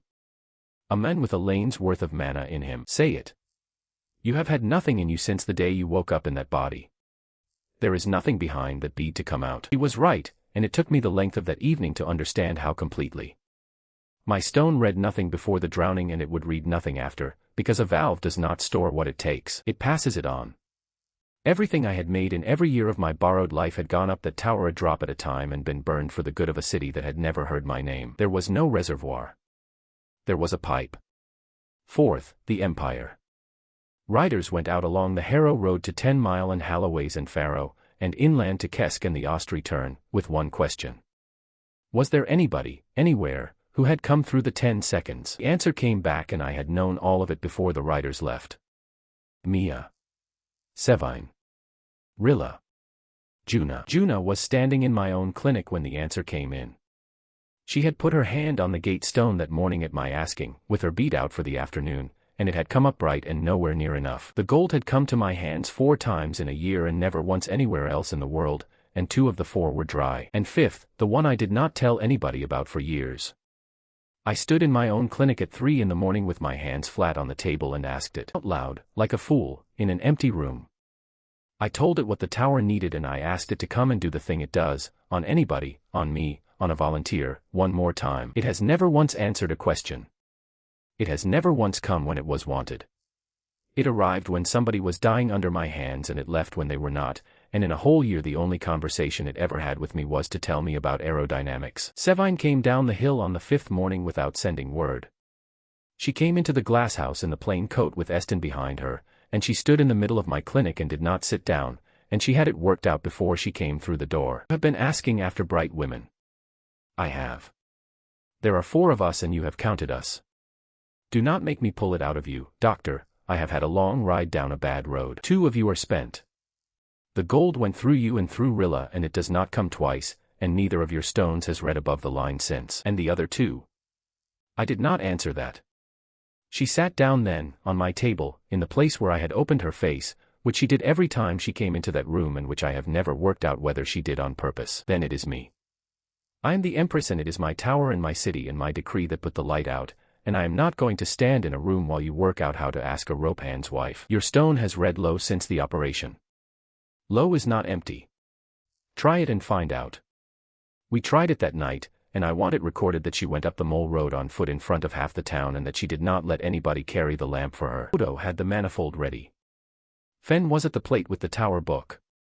Weir stood on the stair with his hands behind his back and did not once look at me. I set the bead against the sheath in her arm, high, where I had told Bosk to go, and the body took it and the draw started. The housing went from nothing to red the way it had for Bosk. Then orange, and past the orange Bosk had got, and up into a color I had not seen on that tower in my life. Then it stopped climbing. Half the rise. Fen said the number out loud off the plate and then said it again because nobody had believed her the first time, and the housing sat there burning like a good hearth in a cold room, and out on the water nothing turned round. We held it for most of an hour. It did not go further and it did not go out. Take it out of me. Not yet. Doctor. Take it out. I can feel what it is doing and I would rather keep enough of myself to sign things. I took it out at the turn of the tide with her guard in the doorway, and she walked down that mole road on her own feet as well, and her stone has never read above the line since that night. She gave the whole of what she had and it was not enough, and she is the only person in this account who volunteered for it twice. Rilla asked next and I did not even let her get to the end of the sentence, because Rilla's reading had been weak tea since the autumn and everybody in the room knew it, and she asked anyway, in front of Fen, and I have never told her what that was worth to me. So it came down to the room over the glass house, and to a woman doing the accounts by the north window with a lamp at her elbow. I did not tell her. I want that clear. Somebody else told her, and I have never asked which of them it was, and I have decided at this distance that I do not want to know. She was waiting for me when I came up the stairs on the 6th night. Sit down. Mia. Sit down, Leo, and tell me the number. 3 times what a strong woman carries. That is what the plate wants for a strike. Sevine gave everything she had and it made half. What do I carry?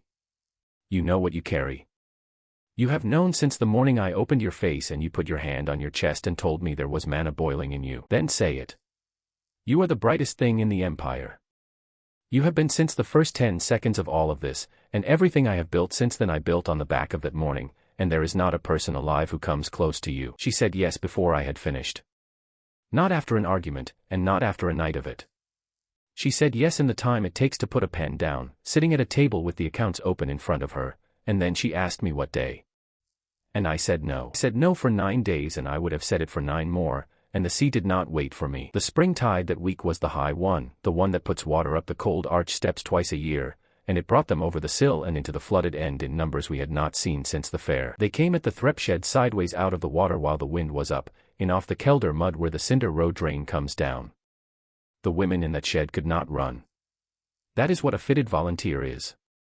Dim, tired, and sitting in shifts around a soup pot with a light in the middle of it. Tibbet died on the doorstep of that shed with a poker in her hands. She had come down the coast road in a cart in the rain to give her manna back, and she had a place on the rope walk crew and a husband of 8 months in 10 Mile. Ivet got 4 of them out along the roof line, over the Hollands awning and down into Odo's yard by the rope ladder the rope walk crew had slung there in the first week. Ross, who should have been in a boat somewhere with his mother, went back in for the last one and came out with her over his shoulder, and I set his arm afterwards in the furnace room while he told me he was fine. Is it broken? It is broken. Can I still carry? Not for a month. Who else is still out there? Nobody worth going back for. Sit still and let me work. We lost the whole flooded end of the kettle that night and pulled the fire line back to Bellrope Lane. In the morning the cold arch was under them, and Odo's little green pot was lying smashed on the shed floor with the fittings still in it. Mia was up on the glasshouse roof when I came back at first light. She had been up there all night with a lantern, counting people back in through the barrels. She did not say anything about the tower. She asked about Doss's arm, and about whether Ivet had somewhere warm, and she went down and got the pot of ointment out of the clinic and did the ointment round herself, house by house, all morning. That evening she cooked. There was almost nothing to cook with, and she made the thing her mother used to make out of salt fish and the ends of bread. The kettle calls it a kelder pot, and it is a dish I will not describe because it does not deserve to be described. We ate it at the table by the north window with the shutters open. Then she put her hands flat on the table, the way she used to when she was about to talk price. Here is what she said. I have gone over it enough times that I can give it to you exactly. She said she had been thinking about the shape of the year and had worked out what her part in it was. That she had priced my work and doubled it for the hill. That she had refused the fast one to a duchess with money in her hand. That she had forged a paper to get me a shelf and a permit, and had kept the book, and had stood at the gate stone for 2 pennies a look when we had nothing. That she had built the queue that emptied the tower. And that if I was going to sit in a chair for the rest of my life saying I put out the light, she was going to want her half of it in writing. It is mine to pay. Do not sit there and tell me it is only yours to carry, because that has always been your worst habit and I have never once let you get away with it. I told her about the promise I had made to the volunteers. That I would learn to take beads out again, that I would spend the spring on it, that she could wait. How many more sheds go out while you learn? I did not have a number. She let the silence do the work, because she always did. Then she reached across the table and took my wrist, the way she had taken it on the step outside the shack on the first day. And she said the thing that is the reason I have been able to go on working, and I have never repeated it to anybody until now. You did not make me beautiful that first morning. You made me somebody the world had to look at, Mia. I have had 1 whole year of being looked at and I have spent it on my own terms. I am not giving that back to the drowned so that I can sit in a shed with a soup pot for the rest of my life like Yvette. You are putting it as though those were the only 2 doors.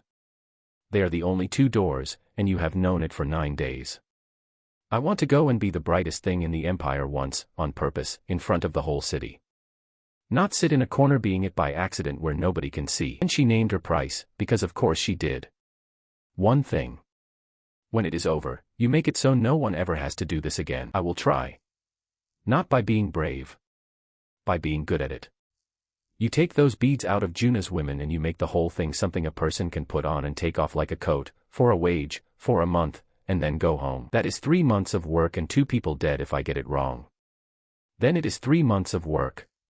If you do that, I have paid for something. If you do not, I am just another woman this city used up, and there are already too many of those and I have met most of them. I said yes. I said it at a table with a bowl of salt fish in front of me, and it is the only promise in my life I have kept exactly. Did not talk about the tower again after that. There was most of a night left. I am not going to write down that night, except for 1 thing, because the rest of it belongs to her and to me. At the end of it she was asleep with her hand in the middle of my chest, flat, the way she always slept.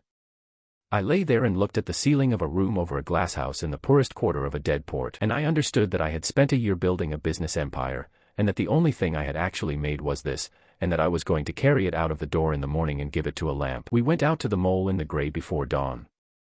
The 2 of us and Fen and Odo and Bosk with his book, and half the kettle came behind us with the gate lamp off the rope gate carried on 2 poles like something in a procession. Rilla walked with us. Juna and Yvette and the women from the sheds walked with us. Pell walked in front with the gray still on his face from the night before, and Doss went ahead along the rail with a lantern and his arm strapped up. The gate lamp went in the middle of us with the fitted women walking close around it, because that little green pot was the only thing keeping the drowned off the people in that procession who still had something in them. They came up out of the shallows on both sides of the mole and kept pace with us in the dark, just outside the light, and the whole gray length of them was turned inward the entire way. Not at the lamp. At my wife. Are they following? They are keeping pace. Do not look at them. I am not frightened of them, Leo. I want to know if they can tell. They can tell. Every one of them, the whole way along. She walked the rest of it looking straight ahead with her chin up, the way she had walked down the fish row on the second evening of all of this with the whole quarter turning to look at her. I walked beside her and could not think of 1 thing worth saying. The tower head is a round room with a stone rail and a brass plate the size of a cartwheel set into the floor, and above it hangs the housing, which is glass in an iron cage and is the only beautiful thing anybody in that city ever built. Odo had bolted his own manifold to the plate the week before, because the old fittings were sized for the office and the office had been sizing them for children. He had blown 1 bead for that night. He made it in the widow, which is what he calls his own furnace, with his cousins holding the door against the wind, and it was the size of the end of my thumb, green harbor glass, with a lip and a bore you could have got a bootlace through. He made a good many that week and threw away all but the 1. The problem was where it had to go, and the problem had 1 answer and I had known it for 4 days. A flood is not a thread. The sheath carries what a sheath carries, which is a drop at a time, and a drop at a time had lit that tower for 90 years. To take a lane's worth in 1 push you have to be against the great vessel at the root of the neck, where all of it moves at once. Which is the 1 place Fen had told me never to go. On the first morning she put her hands over mine, because that is where the office kills people and that is where I had killed Ender. I said all of that out loud on the mole in the dark before we went up, because Mia had a right to hear the specification, and because I have made it a rule since that night that nobody goes onto my table without hearing exactly what I am about to do. She listened to the whole of it. Then she asked 1 question, and it was the same question she had asked about the Duchess back in the autumn. Can you take it out again? What? If it goes wrong up there, or if it lights and I change my mind, can you get it back out of me? Yes. That is what I said and it was true. That was the whole horror of the next hour and neither of us understood it yet. There were 9 of us in that room. Odo at the manifold with his tools. Fen at the plate with the tower book. Bosk on the stair with a lantern, because he would not come in and would not go away. Rilla, Juna, Pell, and Doss out on the rail. Sevine came up last, in a plain coat, and stood against the wall and did not once open her mouth the whole time. I set the table by the housing so the light would be on my hands, and Mia lay down on it and rolled her collar back herself. The system is not coming. I know that. It came to you in a shack with a cracked mirror on the first morning of everything, when a fool with a rusty knife opened your cheek and thought he had killed you. It does not come twice to anybody, Leo. I am telling you because you have a right to hear it. It already gave me a year, she said. And I have had a very good year. I would like you to be quick, because I am cold. I opened the skin at the root of her neck. I found the sheath, which is silver and tough and comes up under your knife like a sail. I opened the sheath. There is the vessel, which in a healthy young woman is the width of your thumb and moves with the heart, and there is no version of this where you do not know exactly what you are looking at. I put the bead against the wall of it, in slime, with the lip turned inward, and I held it there with 2 fingers while the body decided. That is the whole of the craft. All of it. Everything I learned in Seoul, everything the gold hands showed me in 10 seconds, everything Fen taught me in a hot room over a furnace. 2 fingers holding a piece of glass against a living vessel while the tissue comes up around it and takes it or does not. It took about as long as it takes to boil a small pot. She talked the whole time. She talked about the shop. Deposit book is under the 3rd floorboard and not in the chest. Mia. Odo has been undercharging us for the coal since the autumn and he knows it and you are not to mention it to him. Make Rilla take the Q money, because Rilla will not ask. Please stop. Juna's women are Odo Winter's keep and it comes out of the box before anything else, and the box is behind the ointment jars, which you did not know. I did not know. And the black pin is in there too. If you ever put that woman's pin back on your table I will know about it. Ben had her hand flat on the brass plate. I felt the draw start through my own fingers, which is a thing I did not expect and which nobody had told me about, a small steady pull under the skin like a thread being drawn. The housing over our heads went from nothing to red in the time it takes to say it. Then orange, and the whole room came up out of the dark, and Odo made a noise like a man hit in the chest. Then yellow, brighter than the night we spent Sevine, and it kept going. It went white at about the middle of it. I have been in a lot of rooms in 2 lives and I have never been in one like that. The housing above the plate went the color of the sun on water. The light came through the iron cage and laid the shadow of the whole tower right out across the black bay. And out on the water, in the shallows, everything that had been standing in the kettle for a season turned at once and started walking back down into the sea. The city saw it. From the mole to the hill, everybody in Vero who was awake, and everybody who was not was woken up, and the sound that came up off that town went on for a long time. I was not looking at it. I had my fingers on the bead and my other hand on her shoulder and I was watching her face, and I knew before Fen said anything. It does not stop. That is what nobody had understood, including me, including the office, because the office had never fitted an adult with a bore that size and then stood there and watched. Valve does not know when the person is finished. It is a hole. It draws what is there and then it draws what the body was using, and the plate takes it and the housing burns it, and there is nothing anywhere in the whole system that says enough. Fen said, in the flattest voice I have ever heard from her, that the draw was not falling. Odo was already on his knees at the manifold looking for a stop that does not exist, because you do not put a tap on a thing that has never in 90 years needed one. And I had my fingers on it. I want to be exact about this because it is the center of my life. Could have taken it out. I was touching it. It had been in her for less than the time it takes to walk the length of the mole, the root was new and soft and the slime was still wet on my glove, and I could have had that bead out in the time it takes to say 4 sentences. The light would have died. Everything on that water would have turned round and come back up the strand. And my wife would have been a dim woman with a hole in her neck sitting on a table, and I would have carried her home. I sat there with my fingers on that glass and I did not do it. She knew. She had my wrist. Not to stop me. She had my wrist the way she had taken it on the step outside the shack on the day I ruined Corey's jaw, and she was holding onto it while she went, and she said my name twice, and the second time she said the thing about the promise. Make it so nobody has to do this twice. I said yes. Out loud, in front of 8 people, with the light coming off the housing and the whole room white as noon. Then she said, and this is the last thing she ever said, that she wanted the shutters open in the morning. She went out slowly, the way the light on the mole had come up, and I had my hand on her face the whole time, and I did not take that bead out. At some point Fen came and knelt on the other side of the table and put her hand on Mia's hair and left it there. The housing held white. That is what the arithmetic bought. A lane's worth in one push, all at once, into a plate designed by nobody living, and the strike took, and once a lamp is alive it can be fed by anybody. Boss came in off the stair before it was over. He did not say anything to me, and he did not look at the table. He knelt down at the manifold with Odo and started fitting the small feeds into the plate, the women who had walked out along that mole with us for exactly this, so that the housing would have something to live on afterwards. That is the only thing Bosk and I ever did together, and we did it well. By first light there were a dozen of Juna's volunteers around that plate in their coats, and the tower was white and steady, and the bay was empty from the mole to the sill. They came out onto the water side of the city to look at it. The whole kettle. They stood on the roofs and on the barrels of the old fire line and along the rail of the mole road, and nobody cheered by then, because by then everybody knew what the light was standing on. Call came to me about the burned ones, and he came at the wrong time, which is to say the right time, which is to say the morning after. He worked the Vintry bathhouse boilers, and his grandmother had gone into the water at Assen when his father was a baby, and he had grown up with her name in the house. They are lying on the strand from the cold arch to the sill. I know where they are lying. They are going to be there when the tide turns, and then they are going to be in the harbor, and half of them have got shoes on, doctor. Somebody put shoes on them. What is it you want? Ground. Up past the rope walk where the water does not come. And I want to be the one who does it, and I want anybody who will come to come. I said yes because I could not think of a reason to say no, and then I stood on that strand for most of a day and helped him, and it changed something in me that arguments had not changed. They are somebody's grandmother. That is the whole of what I learned out there with a barrow, and I had been fighting them for a season and had never once had to carry one. Call got his ground. It is still up there and it is still tended, and the kettle box pays for it out of the same page it pays the burials out of, and he has never asked anybody up the hill for a penny towards it. Rilla carried her down. She had no business carrying anything by then, and there was nobody on that mole willing to be the one who told her so. And I walked behind, out of a tower I had never been inside before that night, into the first morning of the rest of it, with the sun coming up over the sill and the Assen shallows flat and empty behind it. White light was still burning over my head in the daylight, which is the thing you notice at the end.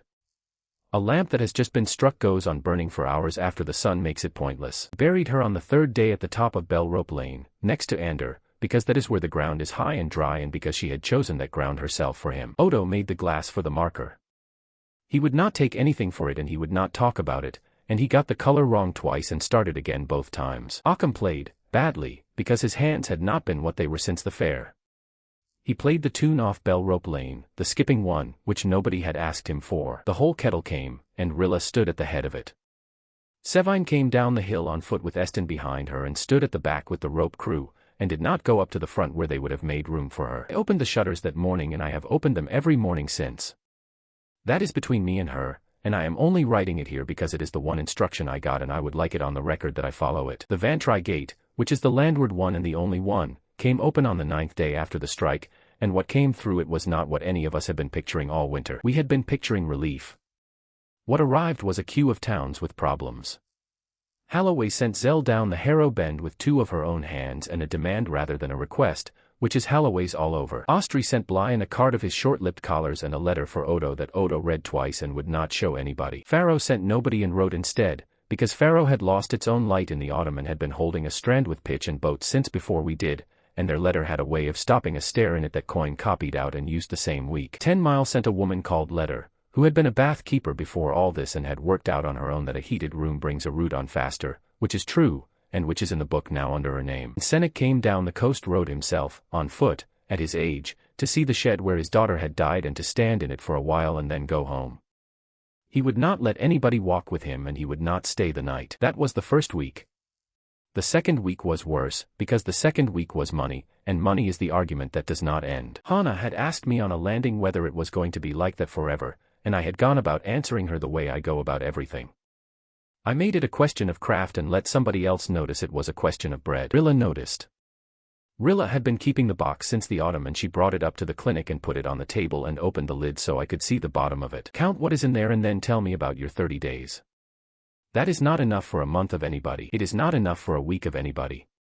Half of it is kettle money and the rest is what the coast towns sent, and when the coast towns stop being frightened they will stop sending it. Then what? Then the tower runs on people who cannot say no, said Fenn, from the window, without turning round.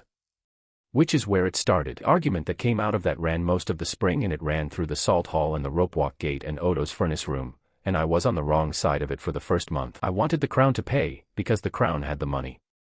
Rilla wanted the guilds to pay, because the guilds had the gate stones and the crew lists, and it was their lists that had cost Hannah her place. Coyne said something on the slip one evening that decided it, and she said it while mending a net and not looking up. Whoever pays for it gets to say who does it. That is the whole of it, and you have known that longer than I have. So the wage came out of the common box, and the common box got filled by a levy on the quarters, and the levy was argued over street by people who had every reason to argue, and it is still argued over now, and that is the point. Crew place was harder, and it was Pruitt who solved it, an old man who has kept the moss off a stone at the rope-walk gate for 50 years and who had never in my hearing offered an opinion about anything. A month in the tower counts as a month on the list. That is all. You do not lose your place for being where the quarter sent you. Who decides that? The gatekeeper decides it, and I am telling the gatekeeper, and the gatekeeper is my nephew. It went into the crew rules that spring, and it went into the rules at the net makers and the Vintry and the shambles inside a year, and Hannah got her place back in the autumn and worked that crew until her knees went. She never thanked me for it, and there was nothing to thank me for. It was Pruitt and a stone and a nephew. Call came for me again at the end of the spring, about the ground. He had buried a great many by then, and he had started putting names on the ones he could name, out of what the Austin families up the coast remembered, and he had come up against the thing he could not do on his own. I have got her lane and I have got her house. I have not got her. I do not know how to help you with that. You could go out there. You are the only one who can walk on that strand at low water without anybody standing over you with a lamp.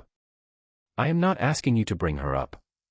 I am asking you to go and look at the doors. So I went out on the Austin shallows at the bottom of the spring tide with Kist and a boat and a lantern we did not light, and I walked in a dead town for about an hour. The streets are still streets. The doors are still on the houses. There is a bench outside one of them with a boot under it. I came back and I told Call the name of the lane he was asking about and what was written on the stone at the end of it, and he wrote it down and put it on the marker, and that is how the ground up past the rope walk got the first Austin name on it. There are a good many now. Kist's brother is up there. So is a woman called Amit Fail, who was Call's grandmother, and whose bench I sat on for a while without knowing it. The city wanted the tithe back within the week. Not out of cruelty. I want to keep saying that, because a story where the people who want the terrible thing are monsters is a story that teaches you nothing. The lamp was white. The bay was empty. A dozen women were sitting around the bright plate keeping the whole thing alive, in shifts, with a soup pot, and every one of them was somebody's daughter who could not work and was being fed out of a common box that was running down. And the Hills proposal was argued in the Salt Hall by two of the council with were standing behind them. It was simply that the old arrangement had worked for 90 years and should be restored, properly this time, with the roll and the office and the carts. The lanes that had always carried it should carry it again. Bosk argued against them.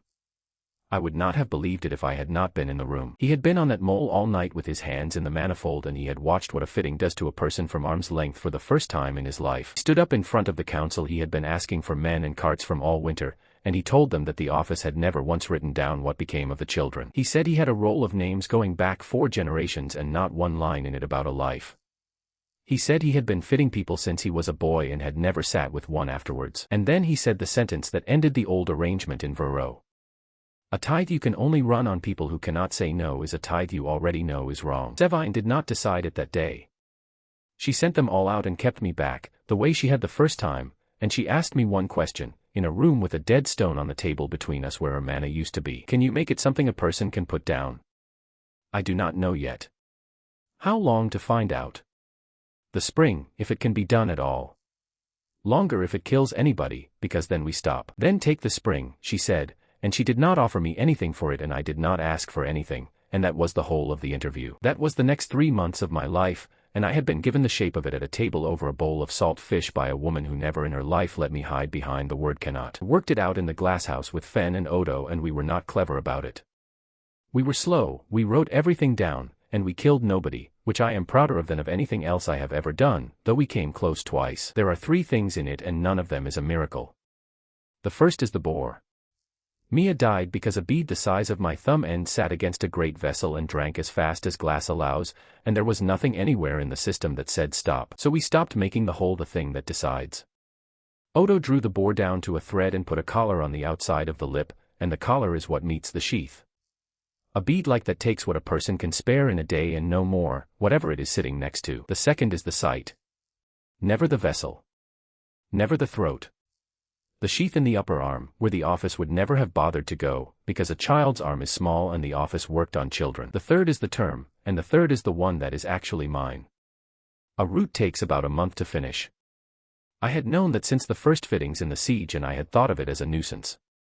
It is a clock. Inside the first month the root is soft and the glass is only held, and a hand that knows what it is doing can go in along the collar, release it, and lift the whole thing out with the sheath intact. There is a mark like a burn from a coal for a season, and then there is nothing. After the 3rd month the root is grown through and into, and then it is a mark, and then it is for life, and the only way out is the way I used to do it, 3 hours and a scar and a dent. Nobody had ever found that out, because nobody had ever taken one out of a person who had recently had one put in. The office only ever fitted. I only ever cut.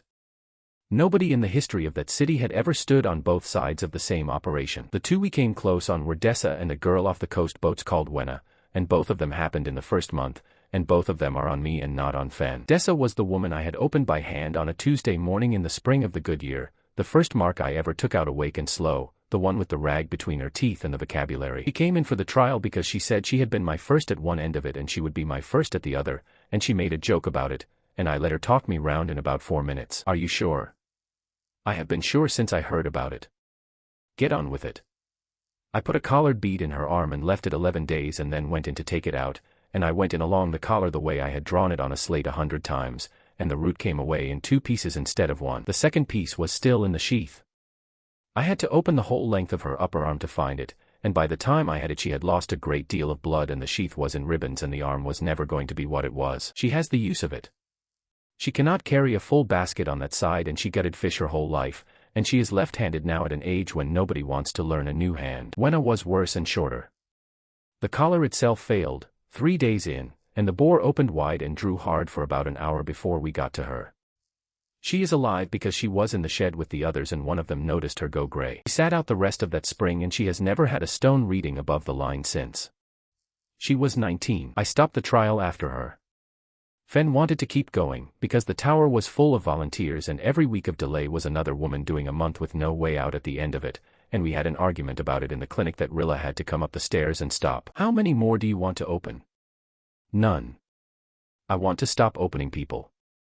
Then what are you proposing? What I did instead was spend 5 weeks taking beads in and out of the leg of a pig, which is not a thing you can do with dignity in a glasshouse where everybody can hear you, and which is where the collar shape came from that we actually use. 2 things came out of those 5 weeks and both of them are in the book now, in Fen's hand, because my writing is bad. You do not release the collar with a blade.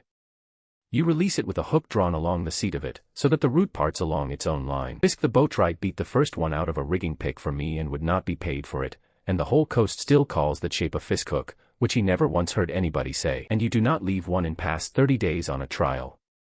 The root is soft at 15 and it is decided by 35, and everything I ruined by being greedy about the number in between. Dessa was in the room when I took the first clean one out of Juna's arm.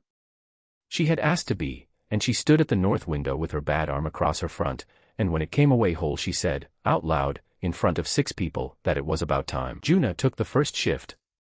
She came into the clinic on a bright morning with her sleeve already rolled and a bag packed for a month, and she made me put it in her right arm because she said the left one had done enough. She sat her month in the head of the awesome with the other volunteers and their soup pot and their cards, and at the end of it she walked down the mole road and came up my stairs and put her arm on the table, and I took it out, and it came away whole. Then she went back to the drying sheds at a full hand's wage, and the woman who relieved her went up the mole road that afternoon with a bag packed for a month. Hannah came up my stairs at the end of her month and she was not grateful and she had no reason to be. She had gone into the tower head bright, sat her 30 days round the plate with the others, come down again, had the bead out of her arm clean, and gone straight to the rope walk gate to stand for the morning list. They gave my place to a man from the cold arch. Did you tell them where you had been? I told them I had been in the tower. Gatekeeper said the crew list is the crew list, and a place goes to whoever stands at the gate on the day, and I was not standing at the gate on the day because I was on a brass plate holding the light up. There is no argument to be made against that. A crew list is a crew list. Her mother had spent 40 years asking for that place and had never had it, and Hannah had held it for 1 summer and lost it to a month of doing the thing that kept the water out of everybody's house. She did not ask me to fix it. She asked me 1 question and then she went home. Is it going to be like this every month, for everybody, forever? Did not have an answer for her that evening. What I had was the shape of the rest of my life, handed to me on a landing by a net hauler who was too tired to shout. A month in that tower had to be worth something on paper or nobody sensible would ever do a second one, and the whole thing would come back round to people who could not say no, which is where it had started. That is where the wage came from. Not from me and not from the hill. From Hannah, standing on my landing with her sleeve still rolled up, asking whether it was going to be like this forever. That is the rota. That is all it has ever been. It has run every month since without a single break, and there is nothing clever in it, and it took the death of the brightest person I have ever known to make it possible for a woman to hold a light for a month and then go home. The rota worked, and because it worked, the whole thing turned into something a person could run. That is the sentence I would put at the front of this if I were arranging it properly. The trouble did not come out of the disaster. The trouble came out of the repair. A month is a term. A term needs a list. A list needs somebody to say who is on it, and in what order, and what happens to a woman who says yes and then changes her mind on the 9th day. 6 coast towns wrote to us before the summer asking who they should send their shift people to. Holloway sent a man on a horse to ask who was in charge of the glass. Nobody was in charge of the glass. Odo blew it in a shed on Cobb Wharf and gave it away, and by the second summer there were 3 glasshouses on that coast making collared beads and no 2 of them agreed on the collar. They offered me the office in the spring after that. Not Weir. Weir would sooner have handed me a rope. It came from the council, through Bosk, who walked down the hill with the proposal in his coat and had the decency to look uncomfortable about it. Keepers of the lamp were to be reconstituted under a new charter. A yard. A wage. A workshop for the glass, with Odo's collar as the standard and nobody allowed to cut another. And a master at the head of it who would decide who was fitted, and when, and where, and for how long, in Verreau and in every town on that coast. They wanted me for it. The reason they wanted me is that I was the only man alive who had stood on both sides of that operation, and they knew it, and so did I. Read it again. I have read it, Bosk. Read the 3rd page, Doctor, because the 3rd page is the one I would want read if it were me. The 3rd page was the appointment, and the appointment was for life, and under it was a line about successors that the council would have to approve. And I want to put down what happened in me while I was reading it, because if I leave this out the rest of it is a lie. I wanted it. Not the wage and not the yard. I sat in Odo's furnace room with it open on my knee and I caught myself putting people into towns. Will at the shambles yard with 2 hands under him. Nettie to Holloway's, because Holloway's is small and she is patient. Sari to the Bomb Guild yard, where it would do them good to have her. I had the whole coast staffed in about the time it takes to read 3 pages, and I was good at it, and it was the most natural thing my mind has ever done. Nobody argued with me. That is the part of this I still find strange when I go back over it. Ben told me to take it. She said it in the clinic with her hands in a bowl, and she gave a reason I have never been able to fault, which is that somebody is going to hold that office and it may as well be a man who has watched what a fitting does from arm's length. Rilla told me to take it because the rota needed a name on it and she was tired of being the name. The coast towns asked for it. Sevine sent nothing at all, which I understood, and which was the only piece of tact anybody showed me that month. And Harker, who had come back for his cellar by then and got his sentence out of me at the guild yard, put it best, in a bad temper, on the mole. You are going to say no. I am. Then you are a fool, and the man who takes it instead of you will be worse than you, and you will have to watch him do it. Probably. Say something clever, Doctor. You usually do. Not today, Harker. Then you have got worse company than you had. I did not have anything clever, and I did not go up the hill to say it either. What I did was ask Boss to walk out to the tower head with me on the 1st of the month, which is when the shifts change, and to bring it with him up the awesome stair and not to open it on the way. We went out along the mole in the middle of the morning with the tide low and the water flat. He is a heavy man and the mole is long, and neither of us said anything much until we were up the stair. A woman coming off her month was sitting on the rail with her boots off and her sleeve rolled down, waiting for Fen to come and take the bead out of her arm, and the woman going on had her bag between her feet and was asking her what the nights were like. Cold. Bring the thicker coat. Is that all? That is all. It is dull, and the dullness is the whole of it, and if anybody up the hill ever tells you different they have not sat a month. We stood out of their way. The plate had been running since the strike and the brass of it is warm all the way through, and I put my hand flat on it the way I do, because I have never been able to walk past it and not do that. Give it here. He handed it over. I did not open it. I had read them twice in a furnace room and there was nothing in them that a third reading was going to change. You are giving them back. I am. Bosk did not argue with me. That is the thing about him at the end of it. He had walked down a hill with a proposal in his coat and he had known before he set out what he was going to be carrying home. Tell me why, and do not tell me the reason you would give the council. I have had that one off you before, in my own yard, in the rain. So I put my other hand on my own throat, on the lump under the angle of the jaw that has been there since the day I woke up in that body, and I asked him to put his fingers on it. He did. He is a lamp tender and he has felt 1,000 of them and he knew what he was touching in about a second. Feel where it goes. It goes down under the vessel. That is a bad one, and whoever said it went in high, and you would know the hand better than I would. Goes down under the vessel and out along a pipe, and it comes here, to this plate, under your hand and mine. It has been coming here every day of this borrowed life of mine, and it has never once asked me anything at all. Bosk took his hand away. I am a door, I said. Somebody made me one before I could talk, and I have been standing open ever since, and nobody has to come and ask. And you are proposing to make me one for a coast? He looked out at the water for a while. You would be a good one. That is the argument against it. A bad man in this chair, everybody sees it inside a year. A good one, and nobody notices for 30, and by then there is nothing else left standing that knows how to do the work. Then who says who gets fitted? Whoever is standing in the room when the woman comes in. And if they get it wrong, somebody who was not in the room says so afterwards where it can be heard, and it gets argued about badly by people who do not agree. It is a mess. It is. I have had the door and I have had the mess. The mess does not go out. He went down the stair ahead of me and put it away inside his coat, and he stopped at the bottom and said one more thing without turning round. You will have to live in a city that thinks you are a fool for it. I know. Then I did the thing that made it stick, because I have learned that a refusal you can go back on is not a refusal. I took Bly's drawings of that short lip of his, the one Odo has never forgiven him for, and I had a fair copy made and sent up the coast to Holloway's with a note asking Zell to try both and to tell us which one she buried fewer people with. And I sent Odo's long lip to Ostry, to Bly, with nothing written on it at all, which he understood perfectly and which started a fight that outlived both of us. 3 shapes of collar on that coast, made by 3 people who cannot stand one another's work, and no way for anybody in a yard on Vantry Hill to say which one is the right one. Cannot be master of a trade that has 3 answers.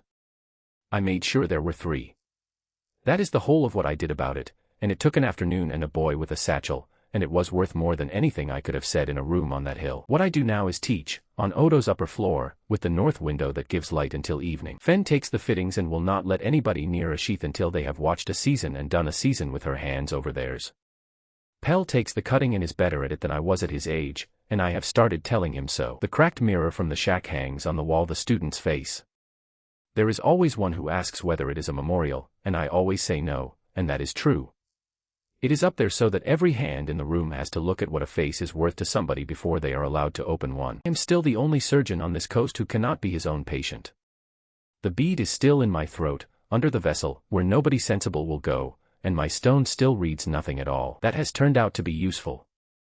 I am the only man in Vero who can walk out along the mole at night in a bad season without a lamp and without a shift and without anybody standing at the rail worrying about him. So I am the one who goes, on the 1st of every month, when the shifts change.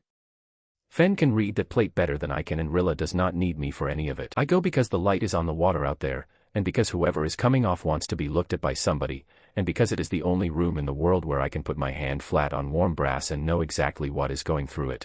People hear the word talent and picture a door opening. Mine was a market woman with a scale, and she never cheated me once, and she never warned me once either.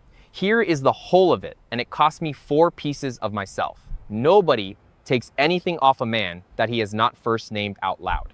4 times the question came, and 4 times I answered inside a breath. And never once for the win. I would have had that anyway. I was paying for the second afterwards, when the crowd makes its noise. That is the price nobody warns you about. It does not arrive looking like a price. It arrives looking like being admired.